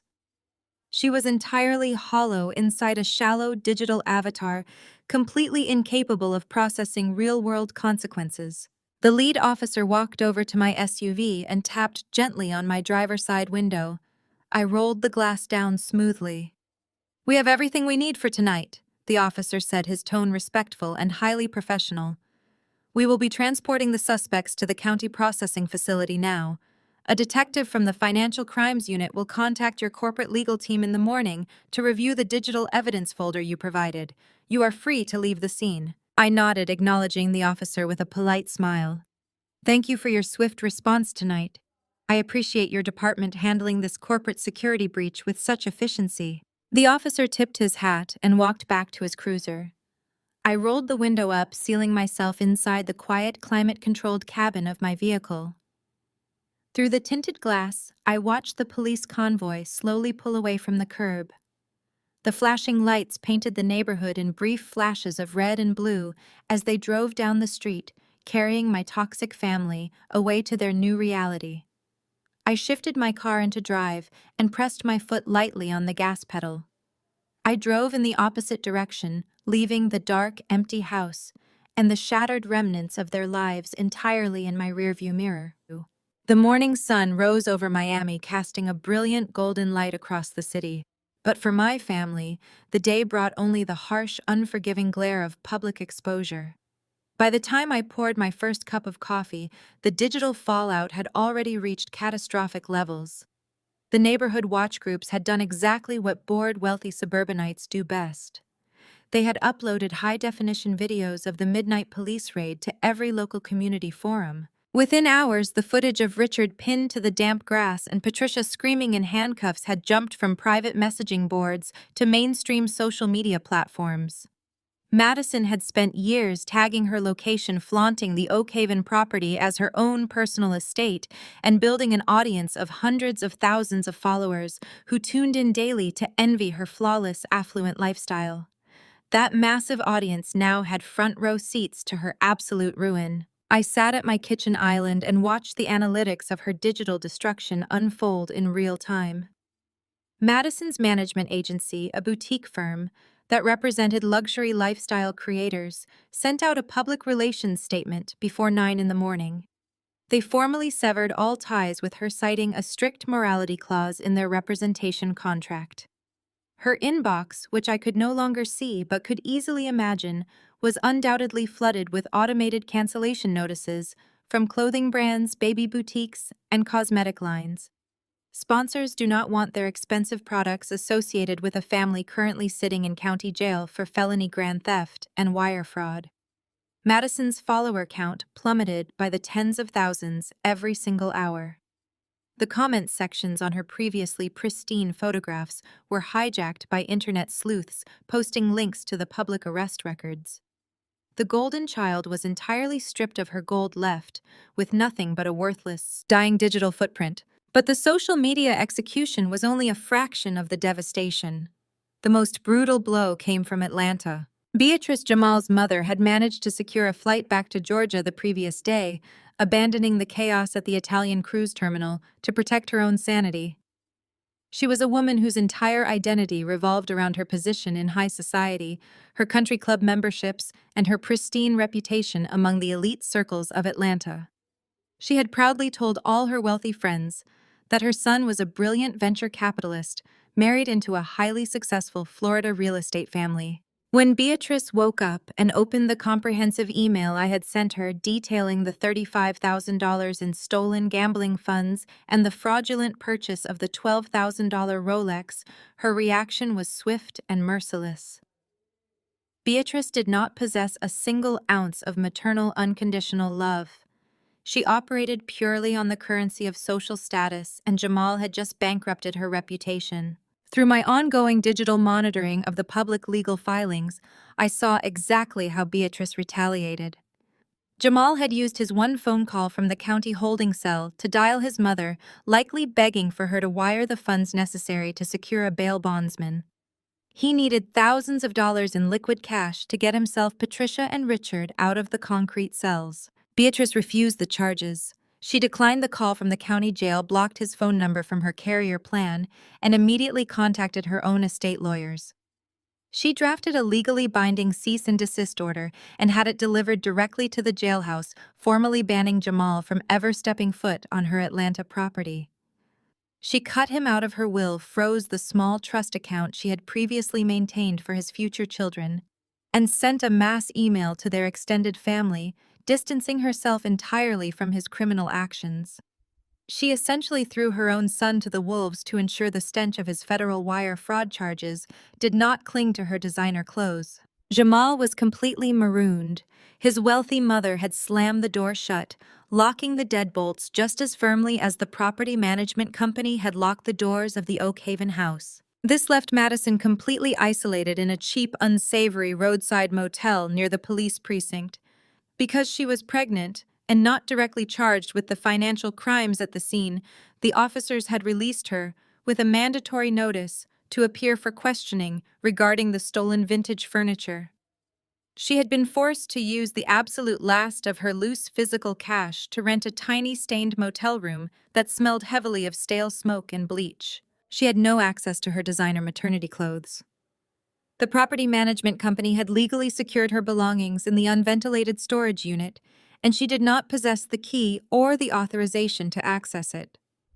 She had no vehicle, as Jamal's leased luxury car had been impounded by the police since it was parked illegally on the street during the arrest. She had no credit cards, no bank accounts, and no income. I watched the location data ping from her cellular device tracking her stagnant position at the budget motel. She was sitting on a cheap, sagging mattress staring at peeling wallpaper, wearing the exact same wrinkled clothes she had worn on the grueling economy flight from Frankfurt. The reality of her situation was absolute and crushing. The husband she married for his supposed entrepreneurial wealth was sitting in a cinder-block cell facing federal prosecution. The parents who had shielded her from every consequence and funded her entire existence were locked in separate holding facilities, facing their own grand larceny charges. Madison had spent her entire life acting as if she were inherently superior to me, simply because she knew how to smile for a camera and manipulate our parents' favoritism.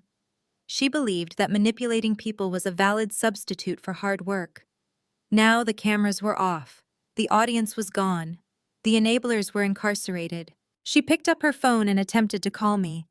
My screen lit up with her caller ID, silently flashing her name across the sleek interface of my blocked call registry. The automated system intercepted the call, instantly sending her directly to a disconnected tone. She was screaming into a void, surrounded by the absolute wreckage of her own entitlement, completely and utterly alone. It took exactly 4 days for the harsh reality of the criminal justice system to chew them up and spit them out into an unrecognizable world. Richard managed to secure a predatory bail bond for himself and Patricia by liquidating a secret, meager retirement account he had hidden from my mother for years. The bail for federal wire fraud, however, was astronomically high. Because Beatrice had legally severed all ties and blocked her son, Jamal, remained locked securely inside a federal holding facility. Madison, Patricia, and Richard were forced to pool the last remaining scraps of Richard's depleted funds to secure a cramped, moldy 2-bedroom apartment in a decaying industrial neighborhood located 40 miles away from the pristine suburban bubble they used to rule. The contrast was absolutely staggering. The family that previously demanded a $40,000 Mediterranean cruise suite was now sharing a single stained bathroom with flickering fluorescent lights. The walls of the cheap rental were paper-thin, offering zero protection from the sounds of blaring sirens and heavy traffic outside. Madison spent her days sitting on a sagging second-hand mattress, crying over her suspended social media accounts and the looming reality of single motherhood without a wealthy benefactor. Patricia, stripped of her designer clothes and country club prestige, paced the cramped linoleum kitchen floor in cheap sweatpants, muttering frantically about how quickly their society friends had abandoned them.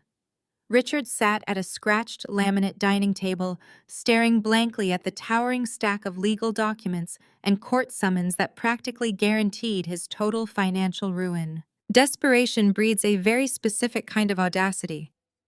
Once they realized their social network had completely collapsed, and no wealthy friends were coming to their rescue, they turned their sights back onto their favorite target. They assumed my boundary of steel was simply a temporary punishment. They believed that underneath my cold corporate exterior, I was still the desperate daughter craving their validation. They decided to launch a relentless, coordinated campaign to beg for my mercy. Since I had blocked their primary phone numbers and email addresses, they resorted to guerrilla tactics. Richard purchased cheap prepaid burner phones from a local convenience store. My corporate email inbox began flagging dozens of messages sent from newly created anonymous accounts. The subject lines ranged from aggressive demands to pathetic pleas. One email from Patricia read, "We are eating canned soup for dinner. Your pregnant sister is sleeping on a terrible mattress. Please drop the charges. We will do anything you want." A text message from Richard's burner phone arrived hours later. "I am your father. You are destroying our legacy over money. Call me immediately so we can fix this mess privately." Madison took the most dramatic route. She managed to figure out the exact address of my cybersecurity consulting firm's downtown headquarters. She attempted to bypass the building's lobby security by claiming she had a medical family emergency. She stood in the polished marble foyer, sobbing hysterically and demanding the receptionist let her up to my executive suite. My building security team, whom I pay exceptionally well, handled the breach with absolute professionalism. They escorted her out onto the hot pavement and warned her that police would be called if she ever returned. I sat in my high-rise office monitoring the security reports and reading the desperate emails. I felt absolutely nothing. There was no lingering guilt, no hesitation, and no desire to engage. They were not apologizing for the credit card fraud, the theft of my vintage furniture, or the illegal rental business. They were simply apologizing because they got caught and were currently suffering the severe consequences. They wanted their comfortable lives back, and they expected me to write the massive check. I picked up my phone and called David, my corporate attorney. "David," I said, my voice crisp and commanding. "The eviction and the criminal charges were highly effective, but the suspects are currently attempting to initiate unauthorized contact. They are using burner phones to bypass my digital blocks, and my sister attempted to breach my corporate headquarters this morning. I want this harassment terminated immediately." "Consider it done," David replied, the predatory confidence evident in his tone. "We have more than enough documented evidence of harassment, theft, and unauthorized trespassing to secure a permanent barrier. I will draft the formal cease and desist orders right now. I will also fast-track comprehensive restraining orders for you, your personal residence, and your commercial properties. They will not be allowed within 500 feet of you." Less than 24 hours later, a professional process server pulled up to the decaying apartment complex where my family was currently hiding. I received the live update directly from the server's tracking application. The server walked up the concrete stairs, navigating past chipped paint and flickering hallway lights. He knocked loudly on the flimsy wooden door of apartment 4B. Richard opened the door, looking exhausted and deeply paranoid. The process server did not waste a single breath on pleasantries. He thrust a thick stack of manila envelopes directly into Richard's chest. "You have been officially served," the process server announced loudly, ensuring his body camera captured the legal delivery. Richard stumbled backward into the cramped living room, clutching the heavy legal documents. Patricia and Madison rushed out from the tiny kitchen, their eyes wide with panic. Richard tore open the first envelope. The bold legal header confirmed their absolute worst nightmare. It was a formal court-mandated restraining order signed by a county judge protecting my physical person, my downtown penthouse, and my corporate headquarters. The accompanying cease and desist letter was a masterpiece of aggressive legal intimidation. David had outlined exactly what would happen if they sent one more email, dialed one more burner phone, or approached my properties. The letter explicitly stated that any violation of the restraining order would result in immediate arrest and would be subsequently used by the district attorney to seek maximum prison sentences for their pending grand theft and wire fraud charges. Patricia collapsed onto the cheap, sagging sofa, the reality of the paperwork completely crushing the last remaining ounce of her delusion. The legal documents proved that I was not playing a game. There would be no tearful family reunion. There would be no financial bailout. The bridge between us was not just burned. It had been legally and permanently eradicated. They were completely cut off, trapped in a tiny, sweltering apartment with their mounting legal bills, utterly terrified to even type my name into a search engine. The protective barrier around my life was now impenetrable. 6 months later, the warm, salty breeze of the Aegean Sea swept across my private cliffside terrace. I sat comfortably in a plush linen lounge chair, a chilled glass of Assyrtiko wine resting in my hand. The breathtaking caldera of Santorini stretched out endlessly before me, a magnificent canvas of deep sapphire water, contrasting sharply against the iconic whitewashed architecture of the Greek islands. The Mediterranean sun beat down perfectly, warming my skin and melting away whatever microscopic traces of stress still lingered in my muscles. I had initially booked a luxury cruise for a family that despised me. Now I was enjoying an exclusive month-long villa residency entirely for myself, funded by the exact same wealth they had tried so desperately to steal. The silence surrounding me was absolutely golden. There were no buzzing burner phones. There were no frantic guilt-tripping emails invading my secure servers. There were no unannounced visits from entitled relatives demanding I fund their superficial lifestyles. The restraining orders had worked flawlessly, functioning as the ultimate real-world firewall. When you enforce a boundary with the uncompromising weight of the legal system, toxic people suddenly learn how to respect it. My corporate attorney, David, handled the occasional legal updates, so I never had to hear their names directly. The federal prosecutors were moving forward aggressively with the wire fraud charges against Jamal. Without a high-priced defense attorney to save him, his future was locked behind cold steel bars. Richard and Patricia were currently drowning in public defender paperwork, desperately trying to negotiate plea deals for their roles in the credit card fraud and the illegal property rental scheme. They were still trapped in that miserable, cramped apartment, living entirely on the meager scraps of my father's decimated savings. Madison, the former golden child who once commanded hundreds of thousands of social media followers, had vanished completely from the digital landscape. Without my money to buy her designer clothes, without my property to use as a glamorous backdrop, and without her fraudulent husband to project the image of a power couple, her influencer empire had collapsed into digital dust. She was forced to face the reality of single motherhood in the real world, relying on parents who were facing felony indictments.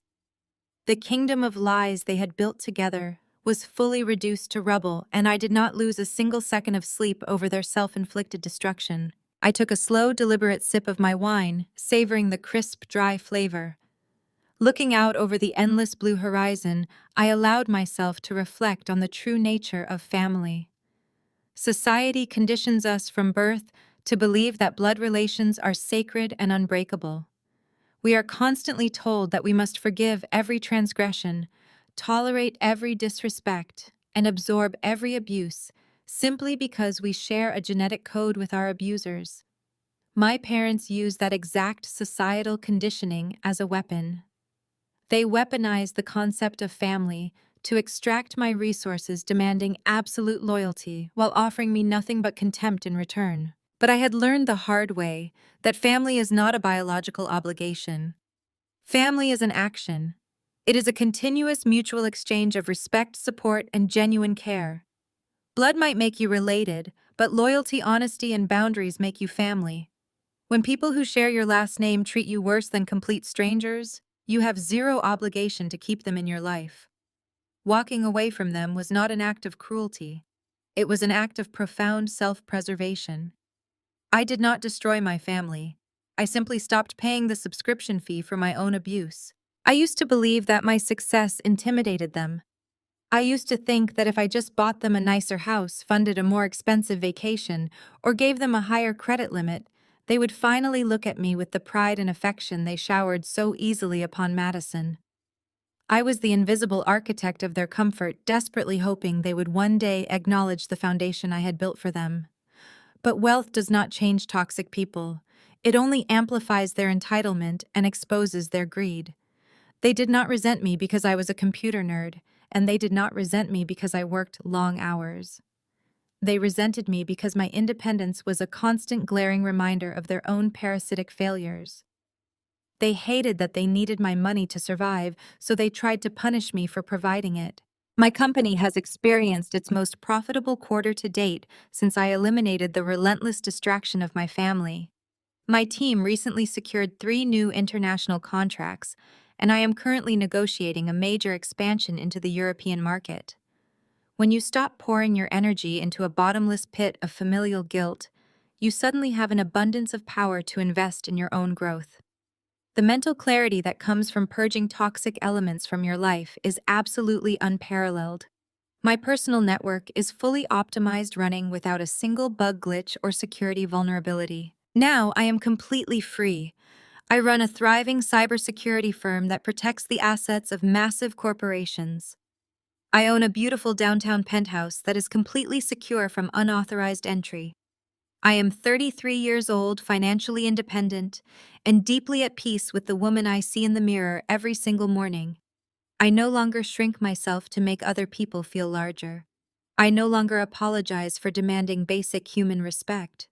The firewall I built around my heart and my finances is permanently active, and the authorized user list is currently a party of one. The sun began to dip lower toward the sparkling Aegean Sea, painting the sky in brilliant streaks of magenta gold and deep violet. It was a flawless quiet, an utterly perfect evening. I set my wineglass down on the smooth stone table and opened my laptop. I had a few lucrative security contracts to review before heading out to a private seafood dinner on the coast. I was building an empire, and I was going to enjoy every single second of it entirely on my own terms. They always told me I would be absolutely nothing without the support of my family. They said I would be miserable, lonely, and completely isolated if I dared to walk away from them. It turns out I gained the entire world the second I finally cut them out of it. Have you ever had to use the absolute full extent of the law to teach your toxic family a permanent lesson about respect and boundaries? How did you finally break free from the people who mistreated you while demanding your loyalty? Tell me your story down in the comments below. If my journey to absolute freedom resonated with you, please hit that like button and subscribe to the channel for more stories about setting firm boundaries, protecting your peace, and reclaiming your power. Remember, you do not owe your success, your sanity, or your peace of mind to anyone who treats you like an option. Protect your assets, secure your boundaries, and never let anyone make you feel guilty for choosing yourself. Thank you for watching, and I will see you in the next video. As an AI analyzing Olivia's intense journey, the most profound lesson that emerges from her story is a fundamental truth about human relationships. Biology does not automatically entitle anyone to your peace, your resources, or your sanity. Society often conditions us to believe that family bonds are sacred and unbreakable, demanding endless forgiveness, regardless of how deeply we are betrayed. Olivia's narrative shatters that illusion. It teaches us that when familial ties become synonymous with exploitation, establishing a boundary of steel is not an act of cruelty, it is an act of profound self-preservation. She realized that her relatives were not just taking her money, they were actively feeding off her self-esteem to inflate their own fragile egos. The real tragedy of toxic dynamics is how they trick you into believing your worth is tied to how much disrespect you can quietly endure. For years, Olivia functioned as the invisible architect of her family's comfort, hoping her generosity would eventually earn their genuine love. But you cannot buy respect from people who are fundamentally committed to undervaluing you. The defining moment of growth is not when you finally get them to apologize. It is when you realize you no longer need their apology to thrive. By cutting the financial and emotional cords, Olivia demonstrated that true freedom requires radical courage. We must be willing to walk away from tables where respect is no longer being served. You hold the administrative rights to your own life, and you possess the absolute authority to revoke access from anyone who introduces toxicity into your environment. If you are currently exhausting yourself for people who only view you as a convenience, take a step back today and evaluate who truly deserves a place in your life.